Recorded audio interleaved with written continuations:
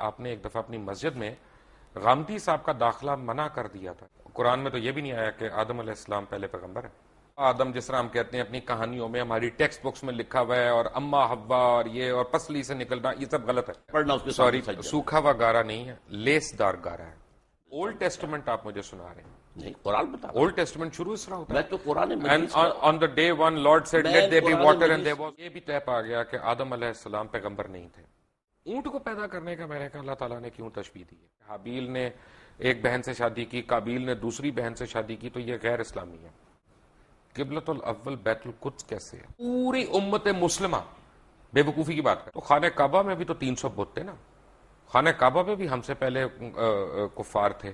اگر وہ کل آ جائیں اپنی فردیں نکال کے کہ جناب اب اس کا جو ہے نا وہ ہمارے نام کر دیں رجسٹری, تو ہم دے دیں گے ان کو. میرا تھیسس یہ ہے بہت معذرت کے ساتھ کہ ہمارے تمام علماء دین اکابرین ہمارے, انہوں نے جو ہمارے مائنڈز میں گھوڑ کے پلایا ہوا ہے کہ یروشلم یروشلم بیت القدس قبلہ اول, یہ سب غلط ہے. اس میں کوئی صداقت نہیں ہے. بیت القدس ہمارا قبلہ اول نہیں ہے. میرے نزدیک آپ بہت غلط بات کر رہے ہیں. قرآن حکیم میں, قرآن مجید میں تو عذاب قبر کا کہیں ذکر نہیں آیا. ایک تو ویسے مجھے آپ سے ڈر لگتا ہے, اوپر سے آپ جو ہے وہ پہن کے بھی سفید سب کچھ آگے ہیں, جیسے کفن باندھ کے آ جاتا ہے آدمی. سر سے نہیں باندھا جی, کفن سر سے نہیں باندھا. یہی تو ہم کہتے ہیں ہمارے علماء جو ہیں وہ خود اپنے سر سے کفن نہیں باندھتے, دوسروں کے بچوں کو بھجوا دیتے ہیں آگے ادھر ادھر. مجھے ایک بات پتا چلی اور بڑے وثوق سے پتا چلی کہ آپ نے ایک دفعہ اپنی مسجد میں غامدی صاحب کا داخلہ منع کر دیا تھا. اس کی کیا وجہ تھی؟ میں نے منع نہیں کیا تھا. اصل میں وہ وہاں آ کر جو ہے کچھ ایسی حرکتیں کرتے تھے کہ جس سے وہاں انتشار پیدا ہوتا تھا. تو ہمارے ایک صاحب نے اپنے طور پر جا کر ان سے کہا تھا کہ آپ ایک طرف تو ڈاکٹر اسار کو کہتے ہیں جاہل ہے اور گمراہ ہے, تو آپ یہاں کاہے کو آتے ہیں؟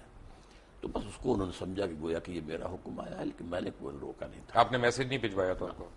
حالانکہ وہ آپ کے مسجد کے ساتھ رہتے تھے بالکل وہاں پہ, کافی دور رہتے تھے. وہاں سے ان کے بالکل پاس تو مسجد تھی ای بلاک. نہیں, وہ گائے کرائے پہ لے کے تو نہیں آتے تھے نا, وہ جس طرح آتے تھے وہ 2 منٹ کی ڈرائیو تھی ان کے لیے. جو بھی تھا, لیکن یہ کہ بہرحال وہ ایک مسجد چھوڑ کر میرے پاس آتے تھے. مسجد ان کے پاس تھی ای بلاک ماڈل ٹاؤن کی قریب. آپ کی شخصیت اتنی محصور کون ہے کہ ان کو آنا پڑا؟ لیکن ان کے لیے میں نہیں ہوں, وہ مجھ سے بہت بنیادی اختلافات رکھتے ہیں تو ہم اور مجھے ان سے بہت بنیادی. تو ہمارے جو پیروکار ہیں ان کو ہم یہ حق دیتے ہیں کہ کسی کو بھی مسجد میں داخلے سے منع کر دیں؟ نہیں, میں نے منع نہیں کیا آئے, لیکن یہ کہ کوئی وہاں پر ایسی ایکٹیویٹی نہ کرے. آدم علیہ السلام کے ہم سارے واقعات ہم نے سنے بھی ہیں, پڑھے بھی ہیں. اما حوا یا بی بی حوا, ان کا ذکر قرآن مجید میں کس جگہ آیا؟ قرآن مجید میں آیا ہے دونوں سے خطاب کر کے کہ اے آدم تم اور تمہاری بیوی دونوں جنت میں حوا رہو. کا نام تو نہیں آیا. حوا کا نام نہیں ہے. اسی طرح حابیل کا نام بھی نہیں آیا. حابیل کا نام بھی نہیں ہے. 2 اسی طرح بھائیوں قابیل کا نام بھی نہیں ہے. لیکن یہ واقعہ ہے. اچھا, تو یہ واقعہ بھی نہیں آیا کہ ہم نے حوا کو آدم کی پسلی سے بنایا؟ یہ نہیں, قرآن میں نہیں ہے. یہ ایک حدیث میں یہ بات الفاظ. قرآن مجید جو انسانیت کو شروع ہونے کا بتا رہا ہے اس میں یہ کوئی واقعات نہیں ہے. قرآن میں تو یہ بھی نہیں آیا کہ آدم علیہ السلام پہلے پیغمبر ہے. نہیں, قرآن مجید میں آیا نا کہ جب ان سے کہا ان کا پیغمبری کا نہیں آیا. نہیں, اتر جاؤ. نہیں, اما یاتینکم منی ھدی, جب جب میری طرف سے ہدایت تمہیں آئے گی. گویا کہ اس کے پہلے سے اعلان تھا کہ ہدایت آتی رہے گی, اور وہی ہدایت وہی کی ہدایت ہے جس کو وہ ہدایت آتی تھی وہ نبی ہوتا تھا. اصل میں قرآن مجید جہاں تک ہماری اور ویسے بھی قرآن مجید میں ایک مقام پر ان اللہ اصطفیٰ آدم و نوحا وآل ابراہیم وآل عمران علی العالمین, تو جہاں انبیاء کا ذکر ہے ان میں سب سے پہلے حضرت آدم کا ذکر ہے سورہ آل عمران میں. بڑی اچھی بات ہے ڈاکٹر صاحب. یہ دیکھیں نا, اصل میں جو میں نے جو آج تھوڑا سا پڑھ رہا تھا, کچھ پہلے بھی ہم نے پڑھا, تو آدم جو مجھے نظر آیا اس میں قرآن مجید میں, کیونکہ میں نے آپ کو عرض کیا تھا پہلے تھوڑی سی میں نے بھی صرف پڑھی ہے, تھوڑی سی نحو پڑھی ہے, کوشش کی ہے. میں طالب علم ہوں, میں اگر میں سے گستاخی ہو جائے تو پلیز مائنڈ نہ کریے گا. آدم جو ہے وہ بنی آدم کا ذکر ہے قرآن مجید میں, وہ ایک شخص کا تو نہیں ہے. مثلا میں آپ کو ایک آیت دکھاؤں, پڑھ کے سناؤں. نہیں, لیکن بہت سی جگہوں پر آدم ایک کی حیثیت سے. اصل میں یا آدم اسکن انت وزوجک الجنہ, اے آدم تم اور تمہاری بیوی رہو جنت کے اندر. تو یہاں بنی کہاں ہے؟ وَلَقَدْ خَلَقْنَا, یہ آیت آپ سورہ اعراف کی پڑھ رہے ہیں. جی بالکل, ٹھیک ہے. تو یہ قرآن مجید میں مختلف تعبیرات ہیں. جی, صورناکم ثم قلنا للملائکۃ اسجدوا, اب اس سے اندازہ جو ہے یہ لگایا جا سکتا ہے کہ شاید پہلے ایک نوع جو ہے نوع آدم وہ پیدا ہوئی ہے، یعنی پوری ایک خلقت، ایک خلقت، ایک نوع، ایک آدمی نہیں، ایک سپیشیز، ایک آدمی نہیں، ان میں سے ایک آدمی چنا گیا ہے۔ یہ ہے در حقیقت اس آیت سے جو بات نکلی۔ تو جو ہمارے ذہن میں کانسیپٹس ہیں کہ آدم علیہ السلام، بابا آدم جس طرح ہم کہتے ہیں اپنی کہانیوں میں، ہماری ٹیکسٹ بکس میں لکھا ہوا ہے، اور اما حوا اور یہ اور پسلی سے نکلنا، یہ سب غلط ہے۔ پسلی سے نکلنے کا قرآن میں کہیں کوئی ذکر نہیں ہے، اور یہ غلط ہوا نا پھر۔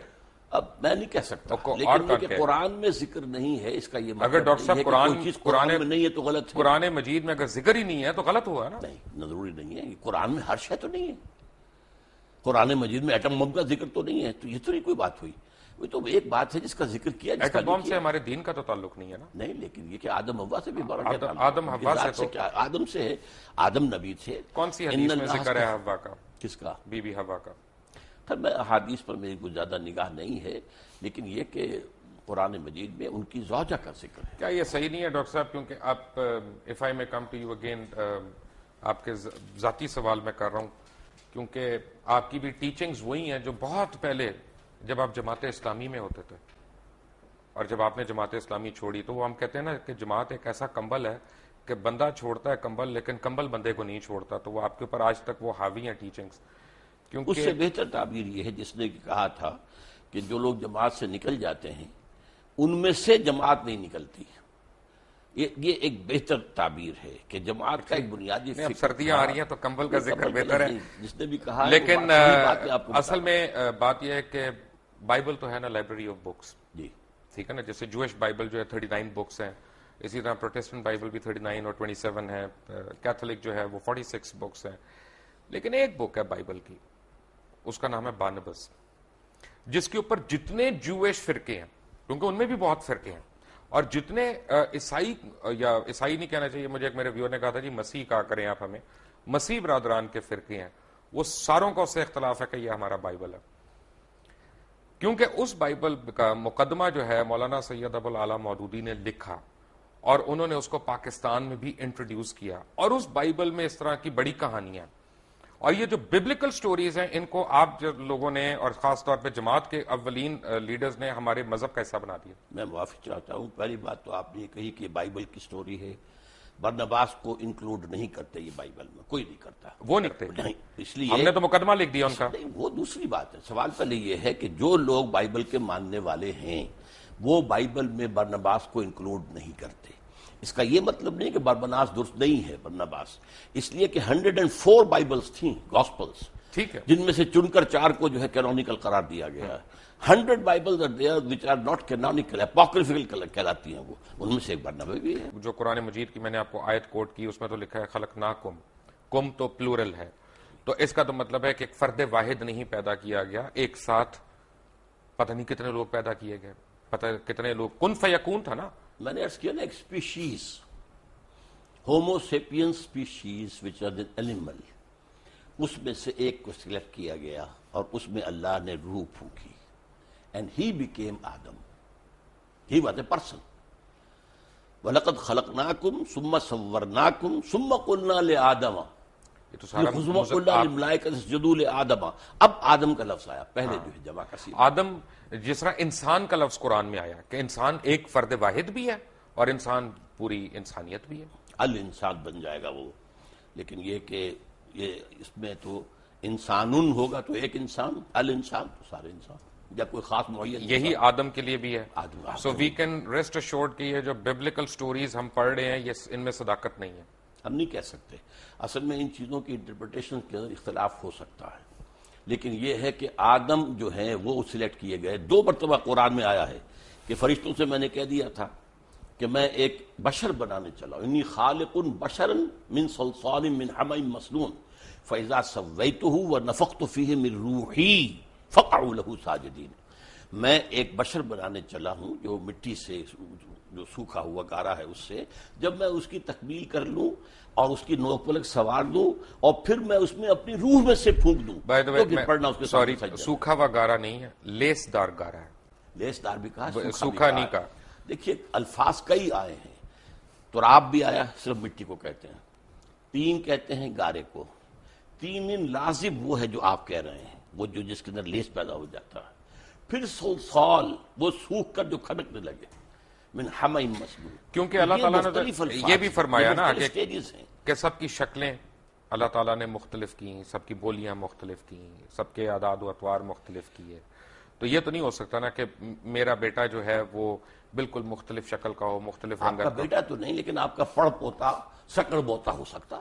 نہیں یہ لیکن جس طرح کی ریسز بنی ہیں، چائنیز بھی This is ہیں، یہ جاپنیز بھی ہیں. By the passage of time, by the passage of time climatic effect ہوئے ہیں، مختلف علاقوں کے اثرات ہوئے ہیں، اس سے یہ ہے کہ شکلیں بدلی، رنگ بدلے. انسان کو چھوڑ دیں ایک سیکنڈ کے لیے. اچھا. جانور کیسے آئے؟ جی جانور تخلیق سے آئے. تخلیق سے آئے نا. ہاں. کیا ہر جانور پسلی سے نکالا گیا؟ نہیں، پسلی سے تو میں نے اس بات کو بھی نہیں مانا. کیا ہر مچھلی پسلی سے نکالی گئی اس کی مادہ؟ نہیں نہیں بالکل نہیں. تو یعنی اس کا مطلب یہ ہے اللہ ڈاکٹر تعالیٰ کی صاحب، تخلیق کا عمل تھا اور اس کے بارے میں ایک ایوولوشنری پروسیس کو مانا جا سکتا ہے. میں تھوڑا سا کنفیوز ہو گیا. جی میں اصل میں طالب علم ہوں، میں سیکھنے کی کوشش کر رہا ہوں کہ قرآن مجید جیسا معجزہ ہمارے پاس موجود ہے اور اسٹرینتھ میں ہمیں بائبل کی سٹوریز لینی ہے اس کو انٹرپریٹ کرنے کے لیے.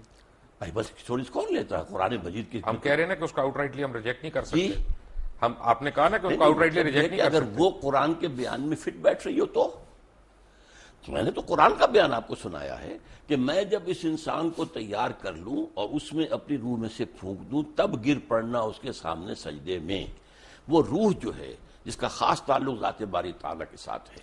اچھا جب یہ سجدے میں گرے تو ملائکہ سارے، جن کا سردار اس وقت ابلیس تھا، تو وہ فرشتہ نہیں تھا، نہیں جن تھا، جن. لیکن سردار تو تھا. کان من الجن، سردار بھی ٹھیک ہے. نہیں تھا. لیکن اس وقت اشرف المخلوقات تو تھا. اس کو یہ کہا جا سکتا ہے کہ وہ اپنی عبادت اور ریاضت اور علم میں نمایاں ہو گیا. ابلیس نے سجدے سے انکار کر دیا. تھا. تو اگر یعنی ٹیکنیکلی میں دیکھوں تو ابلیس شرک سے انکار کر رہا تھا. شرک سے انکار کر رہا ہے ظاہری شکل میں، اور اللہ کا انکار کر رہا ہے اس کا حکم نہ مان کر. وہ تو کفر ہو گیا. بس تو کفر ہو گیا پکڑ کہاں پہ ہوئی؟ ہے. پکڑ کہاں پہ؟ کفر پر. انکار پہ یعنی غرور پہ نہیں ہوئی جب اس نے کہا کہ میں مٹی غرور کا کی وجہ سے اس نے انکار کیا نا. اس کے اندر جو ہے ابا واستکبر وکان من الکافرین، اس نے استکبار کیا. اس نے صاف کہا خلقتنی من نار و خلقتہ من طین. بالکل صحیح. خدا تو نے مجھے تو بنایا ہے آگ سے، اس کو بنایا اس کو بنایا مٹی سے، وہ بھی لیسدار مٹی سے. تو طے یہ پایا لیس دار کا لفظ دوبارہ آپ لے آئے. میں نے لے آپ آیا. کو بتایا تھا میں کہ لے وہ آیا. ایک لفظ ہے. تراب بھی ہے جس کے معنی صرف مٹی ہیں، تین بھی ہے جس کے معنی گارا ہیں، تین لازم کے وہ معنی ہیں جو آپ کر رہے ہیں. تراب ہے. ثم قال له کن فیکون. ہاں تو لیکن تراب صرف مٹی کو کہتے ہیں. یہ لیسدار ویسدار کہاں سے لے آیا آپ؟ اس میں وہ لیسدار اس میں ہے تین لازم. جو آپ کہہ رہے ہیں وہ سورۃ المومنون میں ہے، 12 نمبر آیت میں ہے کہ ہم نے انسان کو مٹی کے ست یا جوہر سے، اسے سوکھی مٹی سے اس سے بنایا. من سلالۃ من طین. جی. اور سورہ سجدہ کی آیت نمبر 7 میں بتایا گیا ہے کہ جو بھی چیز اس نے بنائی خوبی بنائی، اور انسان کی تخلیق کی ابتدا مٹی کے گارے سے ہوئی. گارے سے. تین. ٹھیک ہے نا. ابھی اس میں لیس نہیں آیا، آپ نہ ایڈ کیجیے لیس اس میں. لیس آئی سورۃ الصفت میں، ٹھیک ہے. آیت نمبر 11 میں. صفت کوئی صورت نہیں ہے قرآن کی. صاف سوری، میں آپ سے سیکھنے کے لیے تو بیٹھا ہوں یہاں پہ. میں سکھا رہا ہوں نا، میں بھی سکھاؤں گا آخر. بالکل آپ سکھاتے جائیں، ہم سیکھتے جائیں گے.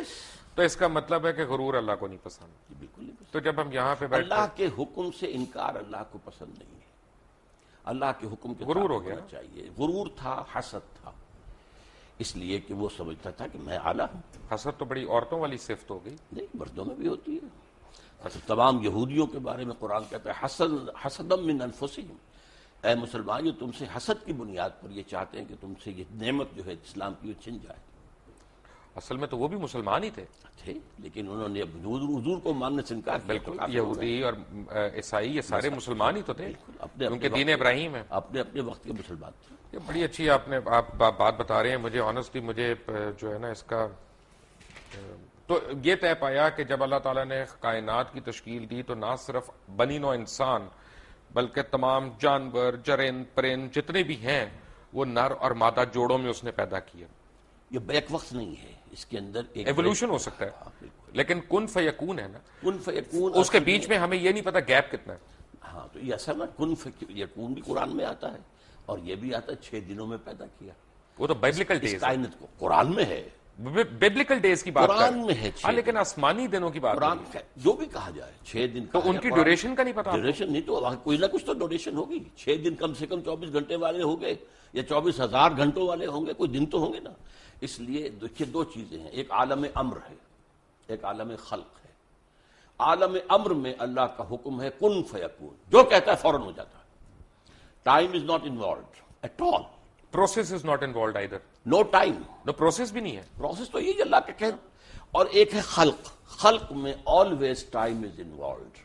आसमान और जमीन 6 दिन में पैदा किए, बच्चा माँ के पेट में 9 महीने में। तो ये तो ओल्ड टेस्टामेंट आप मुझे सुना रहे हैं। नहीं, कुरान बता, ओल्ड टेस्टामेंट शुरू इस तरह होता है। मैं तो Quran And on the day one, Lord said, "Let there be water," and there was water. On the day two, Lord said, "Let there be light," and there was light. मैंने तौरात पढ़ी भी नहीं है ज्यादा, लेकिन ये कि मैं समझता हूँ कि बहुत सी चीजों में इत्तेफाक वैसे है हमें तौरात। पढ़नी चाहिए तौरात। ठीक है। तौरात भी अल्लाह की किताब है, हमारी किताब है। हम why do we have to be absolved from it? नहीं, हम ये नहीं कहते, लेकिन ये ज्यादा जिसको मैं कह रहा हूँ मेरा मौजू नहीं हम है। और ऐसी- लेकिन मैंने जो कुछ पढ़ा है तो मुझे उसके अंदर कोई तजाद नजर हम नहीं और आया। ऐसी पढ़ एक ही बात की तजाद नजर आया।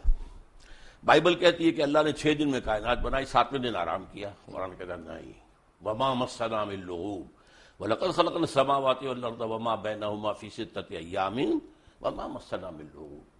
हमने 6 ही दिनों में आसमान और जमीन को पैदा किया, लेकिन हमें कोई तकान नहीं हुई कि आराम की जरूरत है। राइट। ये भी तय पा गया कि आदम अलैहिस्सलाम पैगंबर नहीं थे। जिसने कह दिया आपसे? कहाँ पे से? मैंने तो कहा, सूरह आल इमरान की आयत का हवाला आपको दे रहा हूं, इन्नल्लाह अस्तफा आदम व नूहन व आला इब्राहीम व आला इमरान अलल आलमीन।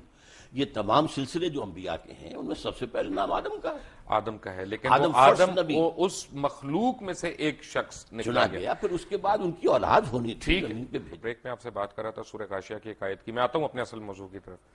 बेटे कल मैं इस पे गौर कर रहा था। आप मुझे तस्हीह करते जाएं अगर मेरी वो आयत जुबानी मुझे सही याद ना हो। अफला यंजुरूना इलल इबिल इलल कैफ़ इबली खुलिक़त कैफ़ खुलिक़त। व इलस समाई कैफ़ नहीं, रुफ़िअत। मैं यहीं तक खुलिक़त तक, क्योंकि ये बड़ी एक मेरे लिए माना खेज आयत थी। क्योंकि पढ़े तो हमने कई दफा है, लेकिन कल जब मैं इसका तर्जुमा भी देख रहा था तो मैंने कहा अल्लाह ताला ने इसमें जैसे कहा कि जी हमने क्या तुमने देखा नहीं, हमने ऊंट को पैदा किया, कैसा बनाया। तो ऊंट को पैदा करने का मैंने कहा अल्लाह ताला ने क्यों तशबीह दी है? इसलिए दी है कि अरब जो है वो जिस चीज से वाकिफ था और जिससे दिन रात उसका वास्ता था, उसके अंदर जो हिकमत तख्लीक है अल्लाह की, सेहरा का जहाज उसे कहते हैं। एक हफ्ते पानी उसे न मिले उसे परवाह नहीं है, खाने को न मिले उसे परवाह नहीं है। फिर वो जो है उसकी इतनी ऊंची गर्दन कर दी गई है कि कीकर का दरख्त कोई हो सामने उसको तो उससे अपना नाश्ता कर लेता है। तो ये सारी चीजें दर हकीकत ये हैं कि अल्लाह ताला की तख्लीक के अंदर हिकमत जो मुस्बर है कि जिस इलाके के लिए उसको रहना है उसके लिए वो किस कदर मुनासिब है और वहाँ के लोगों के लिए किस कदर मुफीद है। माशाल्लाह। लेकिन मेरा अपना उस वक्त जो एक अंडरस्टैंडिंग मुझे हुई, यानी अल्हम्दुलिल्लाह हम भी मुसलमान हैं, हम कमजोर मुसलमान सही, लेकिन हमें भी हक है अपनी इंटरप्रिटेशन करने का। मुझे जरा सा एक डिफरेंट चीज समझ आई। क्यों मैंने ये सोचा कि ऊंट खाता क्या, तो ऊंट वही कांटे भी खाता है, घास भी खाता है, नबातात खाता है। गाय क्या खाती है? गाय भी सब कुछ वही खाती है जो ऊंट खाता है। बेसिकली तो घास फूस और ये पत्ते वत्ते अपना इसी तरह की चीज। तो उस मुनासिबत से ऊंट को तो जंगल में रहना चाहिए, या जिस वक्त वो नखलिस्तान में आए वो वहीं पे बैठ जाए और वो आगे जाए ना। लेकिन मुझे ये लगा कि अल्लाह ताला हमें ये बता रहा है कि देखो ऊंट जैसे हुजम वाले जानवर को, जिसमें इतनी ताकत भी है, दानाई भी है, और वो यानी वो जीरक किस्म का जानवर है, वो कोई मासूम सा खोता जानवर नहीं है बेसिकली। वो भी अपनी खोता मर्जी भी जीरक होता है जी, अपनी मर्जी से जिंदगी नहीं गुजार सकता। ऊंट को भी वो करना जो हम उसको कह रहे हैं, हालांकि अल्लाह ने उसके लिए तय किया और अल्लाह ने उसको उसके माहौल के मुताबिक बॉडी दी है, उसकी फिजियोलॉजी ऐसी दी है कि जो उस माहौल के अंदर, उसको पांव ऐसे दिए हैं जो रेत में धंसते नहीं है, इतने चौड़े। इस नहीं, मैं उसकी ग़िज़ा के एतबार से कहता, दूध भी देना है, मैमल है ना बेसिकली एक किस्म, जिसकी कुर्बानी भी जायज है। गाय में और ऊंट में इनकी ग़िज़ा में फर्क कोई नहीं, लेकिन उनके रहन सहन नहीं, वो तो एक्लेमेटाइज होके होता है ना, जो है वो नबातात कांटा नहीं खाएगी। नहीं, नबातात ही है ना, वो तो सेलुलोज वही बनता है ना, जाके उसके पेट में जाके वही सेलुलोज बनता है। आप तो माशाल्लाह मेडिकल डॉक्टर भी हैं। तो मेरे और आपके पेट में ही बनता है। राइट डॉक्टर साहब, मेरे पेट में तो पता नहीं क्या क्या बनता है, उसके बाद दवाइयां खानी पड़ती हैं। तो अच्छा, तो तय ये पाया کہ یہ سورہ مائدہ کی ایک آیت میں نے نکالی ہوئی، اور یہ میں اس کا ترجمہ پڑھ دوں اپنے ناظرین کے لیے کہ ان پر آدم کے 2 بیٹوں کی پیش گوئی، یعنی جو اللہ تعالیٰ نے آدم علیہ السلام کے 2 بیٹوں کی پیش گوئی کی، ان کا نام نہیں آیا، حابیل اور قابیل نام نہیں آیا۔ پیش گوئی کا لفظ نہیں، پیش گوئی نہیں، یہ وہ تو اس نے تشریح اوپر لکھی تو میں اس کا پہلے پڑھ گیا تھا، یعنی جو حابیل اور قابیل کا نام نہیں آیا، ٹھیک ہے نا، کہیں پہ 2 بیٹوں کا ان کا بتایا گیا۔ اب سوال یہ ہے، کیونکہ جب آپ نے یہ کہہ دیا نا کہ کافی پتہ نہیں ہزاروں سینکڑوں لاکھوں اللہ تعالیٰ نے انسان ایک ساتھ تیار کیے، ایک ساتھ پیدا کیے کن فیکون کہہ کے، تو پھر مجھے ٹھیس پہنچی ہے۔ اس کا مطلب ہے کہ انسیسٹ نہیں ہوا کہیں پہ، کیونکہ جو ایک عام تاثر ہم لوگ لیتے ہیں کہ حابیل نے ایک بہن سے شادی کی، قابیل نے دوسری بہن سے شادی کی، تو یہ غیر اسلامی ہے اس کی، تو کیونکہ اس وقت مخلوق اتنی زیادہ تھی تو انہوں نے دوسروں سے کی۔ پہلی بات تو یہ ہے کہ یہ بات قرآن میں نہیں ہے، البتہ احادیث میں ہے، اور ظاہر بات ہے کہ یہ انسیسٹ کب جا کے حرام قرار دیا گیا، اور جب تک حرام نہیں قرار دیا گیا اس وقت تک اللہ کی طرف سے جائز تھا تو ٹھیک تھا۔ ایسے یہ جان لیجئے کہ جو میں نے کہا تھا کہ ایک پوری سپیشیز تیار کی گئی ہے، اس میں سے ایک پرسن آدم ہے، اس کے بعد نسل آدم کی چلیے، باقی سپیشیز پوری جو ہے ختم ہو گئی، ٹھیک ہے، جیسے ڈینوسارس ختم ہو گئے وہ سپیشیز ختم ہو گئی، ان کی اب نسل میں اب ظاہر بات ہے کہ اس میں بیٹا بیٹی ہو رہے ہیں، اب اس کو آگے کیسے چلنا ہوگا، بالکل صحیح کہہ رہے ہیں تو یہ ایک ایکسیپشن ہے۔ ڈاکٹر صاحب۔ پہلے نبی، پہلے پیغمبر سے ہم پہلے قبلے پہ آ جاتے ہیں، قبلۃ الاول بیت القدس کیسے ہے؟ نہیں، یہ مغالطہ ہے لوگوں کو، اس کو کہہ دیا جاتا ہے صرف اس لیے کہ حضور نے مدینہ تشریف آوری کے بعد 16 مہینے بیت المقدس کی طرف رخ کر کے نماز پڑھی ہے، اس کے بعد تحویل کا حکم آیا، لیکن قبلہ اول ہمیشہ سے کعبہ ہی تھا۔ تو ہم کیوں اس کو کہتے ہیں؟ وہ تو ایک درمیانی طور کے لیے اللہ تعالیٰ کا حکم تھا۔ نہیں، تو اس کا مطلب پوری امت مسلمہ بے وقوفی کی بات کر رہی ہے؟ نہیں، بالکل نہیں کر رہی، سب مانتے ہیں کہ قبلہ اول سب سے ان اول بیت وضع للناس للذی ببکہ تھا، پہلا گھر اللہ کی عبادت کے لیے جو بنایا گیا مکہ میں بنایا گیا، سمجھے آپ، وہ یہ خانہ کعبہ ہے۔ مکہ بکہ ایک سیم ورڈ ہیں یہ، سمجھے آپ، تو اول بیت وضع للناس للذی ببکہ، اور یہ آدم کی جو یہ سورہ آل عمران کی 3 آیت ہے۔ نہیں، تیسری تو خیر نہیں، تیسری نہیں، غلط کہہ رہے ہیں آپ، نہیں، آیت نمبر 96 ہے، سوری 96، مائی مسٹیک، میں نے وہ لکھا تو مجھے پورا یاد نہیں ہے آیت نمبر، لیکن یہ کہ ان اول بیت، اصل میں اس کے بعد ویسے بھی اصل جو تاریخ ہے وہ یہ کہ حضرت آدم نے بنایا تھا، اس کے بعد طوفان کی زد میں آ کر یہ ختم ہو گیا تھا، صرف بنیادیں رہ گئی تھی، پھر حضرت ابراہیم کو اللہ نے وہ بنیادوں کا جو ہے علم دیا، وہاں سے آپ نے اور اسماعیل نے اس کی تعبیر کی ہے، تو یہ وہ ہے کہ اس کے بعد سے وہ گھر اچھا، جو پڑھنے میں آیا وہ یہ ہے کہ صفائی کی ہے، اس کی کلیننگ کی ہے، تعمیر اس کی یعنی چھت کی ہے، دیواریں تو قائم تھی۔ یرفع ابراہیم القواعد من البیت، جبکہ اٹھا رہے تھے ابراہیم اور اسماعیل اس گھر کی دیواریں، اس میں صرف بنیاد رہ گئی تھی اور اس کا اور کوئی نشان نہیں تھا۔ تو اس کا مطلب ہے کہ اگر ہم بیت القدس کو قبلہ اول کہتے ہیں تو ہم غلط کہتے ہیں؟ غلط کہتے ہیں، بیت المقدس جو ہے یا تو یہ ہمارے علماء کیوں نہیں بتاتے لوگوں کو، کیوں ہم جہالت کی طرف ڈالتے ہیں؟ یہ میرے خیال میں تو بتاتے بھی ہیں، کہاں بتایا؟ بتاتے ہیں، اصل میں ایک بات کہنے میں آ جاتی ہے، ورنہ اب تو 16 مہینے حضور نے اس کی طرف رخ کر کے نماز پڑھی، پھر جو ہے تبدیل ہوا ہے، اس حوالے سے کہہ سکتے ہیں اس پہ بھی مکی دور، مدنی دور میں قبلہ اول جو ہے وہ بیت المقدس تھا، جس کی وجہ سے مسجد قبلتین جی سعودی عربیہ میں ہے، ٹھیک ہے نا۔ اب یہاں پہ بھی ایک تھوڑا سا میں سمجھنا چاہ رہا ہوں، بیسیکلی قبلے کا لفظی مطلب کیا؟ رخ، قبلے کا مطلب رخ ہے، تو اگر میں نے آپ کی طرف رخ کیا ہوا ہے تو آپ میرا قبلہ ہو گیا۔ کہتے ہیں ہم قبلہ کعبہ، اپنے بزرگوں کو کہہ دیتے قبلہ کعبہ۔ اچھا، میری انڈرسٹینڈنگ ذرا سی ڈفرینٹ ہے، جی، میری انڈرسٹینڈنگ میں ایمان کا رخ جو ہے وہ قبلہ ہے، نہیں تو خیر آپ فزیکل رخ نہیں، جو چاہے آپ کر لیں، میں روکتا نہیں، یعنی آج میں کلمہ پڑھ لیا، جو ہے اگر میں نے آج کلمہ پڑھ لیا تو آپ یہ کہہ سکتے ہیں آج اللہ تعالیٰ نے اس کا قبلہ درست کر دیا۔ یہ محاورے میں آپ استعمال کریں گے، قبلہ یہی ہے کہ جس طرف عبادت میں رخ کرنے کو کہا گیا ہے، وَمَا جَعَلْنَا الْقِبْلَةَ الَّتِي كُنْتَ عَلَيْهَا إِلَّا لِنَعْلَمَ مَن يَتَّبِعُ الرَّسُولَ مِمَّن يَنقَلِبُ عَلَىٰ عَقِبَيْهِ۔ اے محمد صلی اللہ علیہ وسلم ہم نے یہ کچھ عرصے کے لیے جو یہ قبلہ تمہارے لیے مقرر کر دیا تھا یہ اس لیے تاکہ ہم جانچ لیں کہ کون رسول کی پیروی کرتا ہے اور کون اپنی ایڑیوں کے بل مڑ جاتا ہے. کیونکہ عرب کے لوگوں کے لیے جو امیین تھے بنی اسماعیل ان کے لیے تو قبلہ جو ہے یہ بیت المقدس تو وہ جانتے ہی نہیں تھے کس بلا کا نام ہے, وہ تو کعبے کو جانتے تھے. اب ظاہر بات ہے مہاجرین جتنے آئے تھے مکے سے مدینے ان کی جو محبت تھی خانہ کعبہ کے ساتھ وہ تو ان کی گویا کہ وہ تو آبائی جو ہے ان کا ایک عشق ایک چل رہا تھا. تو وہ اب اس میں امتحان لیا ہے کہ آیا رسول کے حکم سے اب کیا ہو رہا ہے. جب حضور مکے میں ہوتے تھے تو آپ ایسے کھڑے ہوتے تھے نماز پڑھنے کے لیے کہ خانہ کعبہ بھی سامنے اور بیت المقدس بھی سامنے. اس کو کہتے ہیں استقبال القبلتین, بیک وقت دو قبلوں کی طرف رخ ہو جانا. ٹھیک ہے. اب مدینے آ گئے, جیسے اب مدینہ درمیان میں ہے. اگر آپ مکے رخ کریں گے تو پیٹھ ہوگا بیت المقدس کو, اور بیت المقدس کو رخ کریں گے تو پیٹھ ہوگی خانہ کعبہ کو.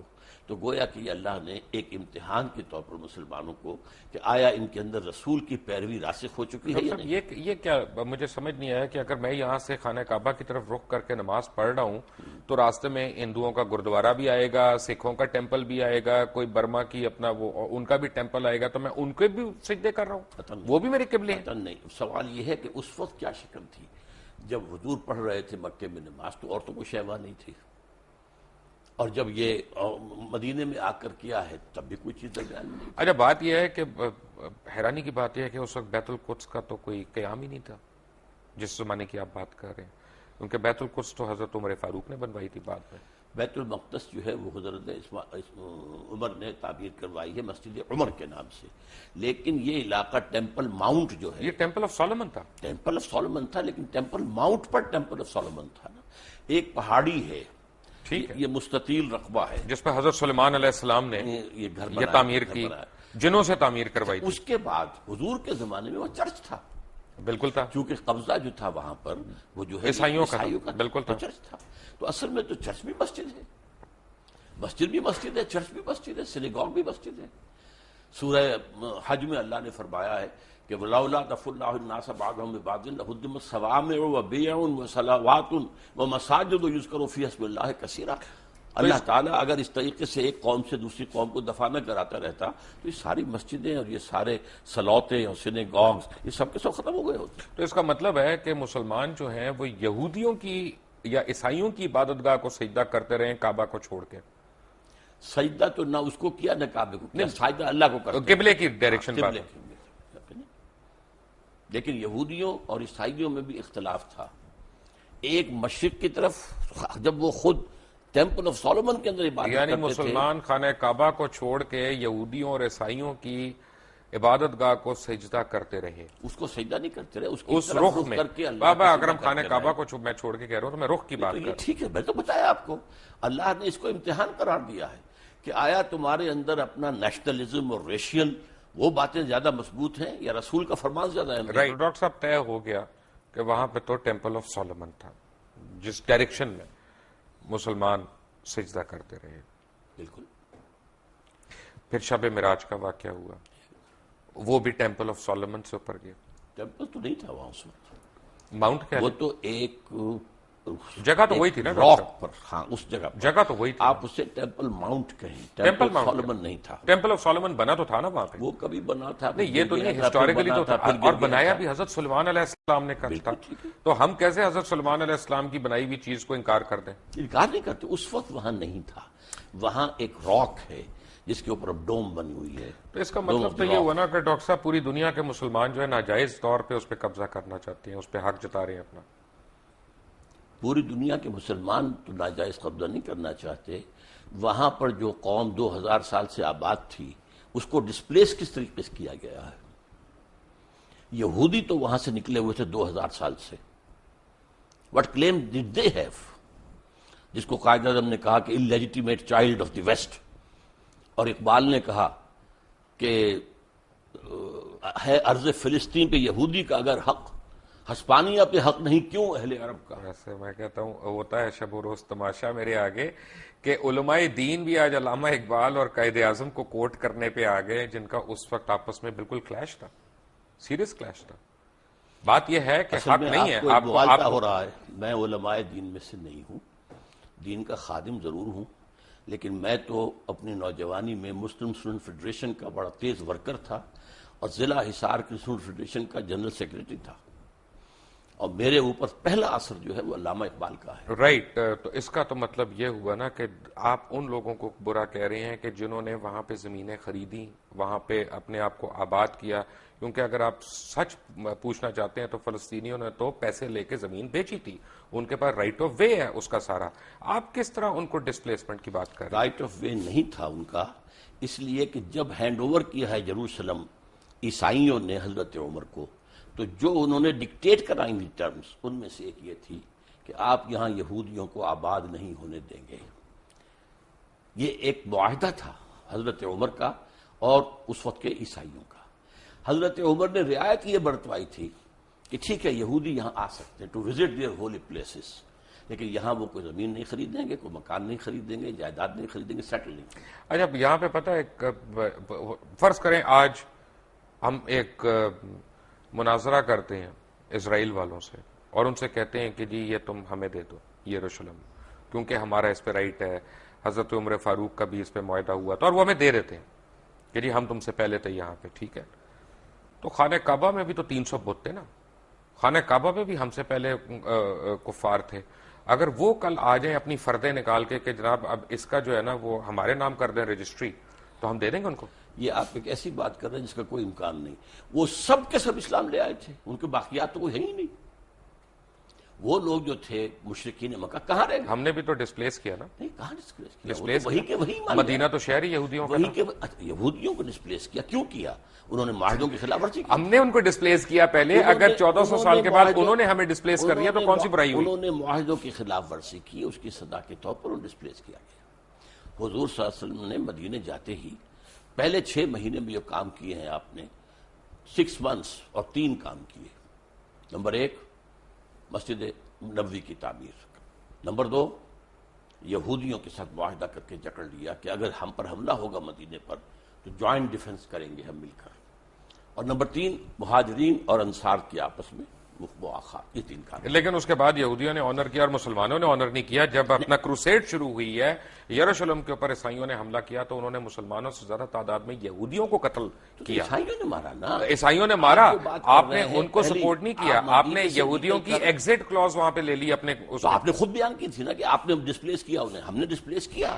کیوں کیا؟ کس لیے کیا؟ کہ انہوں نے خلاف ورزی کی. کوئی خلاف ورزی نہیں کی. آپ کی تو ڈاکٹر صاحب یہ تو مجھے بتائیں نا کون کیا تھا اس کی خلاف ورزی کی. معاہدے تو ہم نے بھی کئی خلاف ورزیاں کی ہیں. اب یہ تو خیر زرداری صاحب عبداللہ بن ابی تو مسلمان تھا، عبداللہ بن ابی یہودی تو نہیں تھا. تو اسے کیا کہا ہے؟ نہیں، اس نے کافی منافق نہیں تھا، منافقوں کا منافق سردار تھا، نہیں تھا. لیکن اس کو کیا کیا؟ ہم سے بڑا منافق کون ہے دنیا کون میں؟ ہے؟ لیکن یہ کہ اس کو کیا کیا حضور نے؟ قتل کیا، اس کو مارا نہیں، اس کی نماز جنازہ نہیں پڑھائی.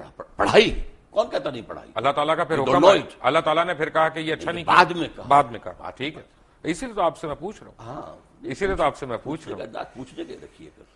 لیکن اس کا مطلب ہے کہ ہمارا رائٹ تو کوئی نہیں ہوا نا بیت القدس پہ. بیت القدس پر یہ اخلاقی رائٹ ہے نا. وہاں کے لوگ ہیں ان کا رائٹ ہے، ان کو جو ہے وہاں سے ڈسپلیس کیا گیا ہے، زیادتی کی گئی ہے. اس حوالے سے تو یہ تو آپ ایک ہیومنٹیرین بیسس پہ کہہ رہے ہیں، انسانی حقوق کے اوپر کہہ رہے ہیں. یہ جو اب یہودیوں نے اپنا پورا زور لگایا تھا، آپ معلوم ہوگا سلطان عبدالحمید خان وہ بہت زیادہ مقروض تھا، بہت مقروض تھا، اور یہودیوں نے آفر کی تھی کہ آپ سارا قرضہ آپ کا ادا کر دیتے ہیں، آپ ہمیں وہاں آباد ہونے کی اجازت دے دیں. انہوں نے انکار کر دیا کہ جو معاہدہ عمر سے ہوا تھا رضی اللہ تعالیٰ عنہ، میں اس کے خلاف. لیکن اس کے بعد فلسطینیوں نے اپنی زمین بیچی وہاں پہ. تو یہ کہ جب وہاں پر بالفور ڈکلیریشن کے ذریعے سے انہیں حق دیا گیا ہے تب وہ آئے ہیں نا وہاں پر. بھائی وہ اور بیچی فری تو نہیں آئے، وہ یہاں پہ ایسے تو نہیں کہ ایم این اے نے قبضہ کر لیا پلاٹ کے اوپر. نہیں ڈاکٹر صاحب، انہوں نے پیسے دیے، ان کے پاس فردیں موجود ہیں. کیا باتیں کر رہے ہیں؟ ملکیت ہے ان کے پاس. پرانے لے کر نکل آئے اپنے پاس 2500 پرانے ڈاکومنٹس کی، یہ تو ہماری جگہ تھی. کون ان کو روکنے والا تھا وہاں پر؟ یہ ضرور ہے، یہ بھی کیا ہے شروع میں جو آپ کہہ رہے ہیں کہ ایک شخص سے کہا گیا کہ آپ کا مکان کیا ہے، اس نے کہا چلیں اس کا مطلب ہے 3 لاکھ دیتے ہیں. اس کا مطلب ہے کہ ہمارا اخلاقی سٹینڈ ہے، دینی سٹینڈ کوئی نہیں ہے فلسطین پہ، یروشلم پہ. آپ اخلاق کو دین سے علیحدہ کیوں کرتے ہیں؟ میں اس لیے علیحدہ کر رہا ہوں کیونکہ قرآن مجید میں کہیں پہ بھی ایک بھی آیت یروشلم کے حق میں نہیں آئی. اس نے یہ نہیں کہا کہ یروشلم تمہارا قبلہ ہے یا قبلہ تھا یا قبلہ ہوگا کبھی یا تمہاری اس پہ ملکیت ہے. اسے کہا اور بائبل میں ایک بھی جگہ خانہ کعبہ کا ذکر نہیں آیا. اس کو چھوڑیے آپ، بکہ کے لفظ جو وہ لائے ہیں وادی بکا بنا دی ہے، وہ بکہ ہی تھا وہاں پر. لیکن یہ کہ قرآن مجید تو کہتا ہے سبحان الذی اسریٰ بعبدہ لیلا من المسجد الحرام الی المسجد الاقصی الذی بارکنا حولہ. یروشلم کے آس پاس کو ہم نے مبارک بنایا ہے، بابرکت بنایا ہے. آپ نے اس کو بابرکت بنایا ہے، لیکن یروشلم کو قرآن نے اون نہیں کیا. قرآن مجید میں کسی جگہ اونرشپ نہیں ہے یروشلم کی. کس کے لیے؟ آپ کے لیے. اونرشپ تو ہوتی ہے جو لوگ وہاں پہ آباد ہوں ان کی ہوتی ہے. نہیں تو قرآن جو وہاں پر آباد تھے ان کا دیکھیں نا حق جی، تھا، ان کے چھیننے کا حق. ڈاکٹر صاحب مسلمان ہیں ہم تو جغرافیکل باؤنڈریز میں بلیو ہی نہیں کرتے. ہم تو امت مسلمہ میں بلیو کرتے ہیں. تو اس لیے کہ مطلب یہ ہم کھول دیں کھلا، جو چاہے ہمارے یہاں کے قبضہ کر لیں. آپ کا ہے ہی نہیں. کمال ہے. How can you make rules in a place جو آپ کی ہے ہی نہیں. اب آپ کہیں کہ میں اپنے گھر میں اگر میں کسی کو، یہ آصف صاحب بیٹھے ہیں، میں کہہ رہے ہیں نا، آپ جائیے اس کو 1918 کے بالفور ڈکلیریشن سے لیجئے، اس کے بعد جو ہے 1948 میں اسرائیل قائم ہوا، اس کو ڈاکٹر صاحب میرا تھیسس ڈفرنٹ ہے. ڈاکٹر صاحب میرا تھیسس ڈفرنٹ ہے. میرا تھیسس یہ ہے بہت معذرت کے ساتھ کہ ہمارے تمام علماء دین اکابرین ہمارے، انہوں نے جو ہمارے مائنڈز میں گھوڑ کے پلایا ہوا ہے کہ یروشلم بیت القدس قبلہ اول، یہ سب غلط ہے. اس میں کوئی صداقت نہیں ہے. بیت القدس ہمارا قبلہ اول نہیں ہے. میرے نزدیک آپ بہت غلط بات کر رہے ہیں. ڈاکٹر صاحب میری عرض سن لیں. یقیناً میں نے آپ سے کہا ہے ایک عرصے کے لیے وہ بیت المقدس ہمارا قبلہ رہا ہے. نہیں مدنی دور میں کہہ رہا ہوں خانہ کعبہ قبلہ اول تھا، اس کے بعد وہاں پہ آپ کی ڈائریکشن چینج ہو گئی، وہ قبلہ دوم ہوا. اس عرصے میں قبلہ دوم ہوا. لیکن مدنی دور میں قبلہ اول وہ ہے. اچھا اب میں لیٹ می ریفریز اٹ کیونکہ یہ ایسی بات ہے کہ کوئی میرے سے ناراض نہ ہو یا آپ سے ناراض نہ ہو. بات یہ ہے کہ دین ابراہیم ہے، ہم تو دین ابراہیم کو فالو کر رہے ہیں نا. بیسیکلی ہماری تو درود ابراہیم ہی ہم پڑھتے ہیں اپنی نماز میں، وہی ہم پڑھتے ہیں. تو بیسیکلی تو اسلام حضرت ابراہیم علیہ السلام لے کے آئے. وہاں انہوں نے پہلی اذان دی، وہاں انہوں نے پہلا طواف کیا، جس کا جواب ہم دیتے ہیں حج پہ جاتے ہوئے کہ لبیک لا شریک لبیک. یہ حضرت ابراہیم علیہ السلام کی اذان کا جواب ہے نا. تو بیسیکلی تو اسلام تب شروع ہو گیا تھا. دین کا لانے والے حضرت آدم ہیں، ٹھیک ہے، اس کے بعد حضرت نوح ہیں، اس کے بعد حضرت ہود ہیں، حضرت صالح ہیں. یہ تو بشمار انبیاء ہیں. حضرت ابراہیم سے جو دین شروع ہوا ہے اس کی پھر یہ 3 شاخیں بنی ہے. سیمیٹک جو 3 مذہب ہیں، اس اعتبار سے وہ جو ہیں امام اللہ تعالیٰ نے انہیں نوع انسانی کا بنایا ہے. آج بھی یہودی، عیسائی اور مسلمان تینوں انہیں جو ہے وہ مانتے ہیں. ٹھیک ہے، تو ہمارے دین کی شروعات تو وہیں سے ہوئی نا. لیکن اب ہمارا دین مکمل ہوا ہے محمد الرسول اللہ. بالکل، اس میں کوئی شک نہیں. بس وہاں تو مہر لگ گئی، اس پہ کوئی اعتراض نہیں ہے. اس لیے میں کہہ رہا ہوں کہ اصولاً آپ کا جو قرآن مجید جو ذکر کر رہا ہے، میں صرف قرآن مجید کے حوالے سے کہہ رہا ہوں. قبلہ تو خانہ کعبہ ہوا نا. اب بھی ہے خانہ کعبہ ہی، پہلے بھی تھا. ایک عرصے میں 16 مہینے بیت المقدس. ٹھیک ہے، میں آپ کی بات، یعنی آپ عالم ہیں ماشاءاللہ، تو وہ قبلہ دوم ہو گیا نا.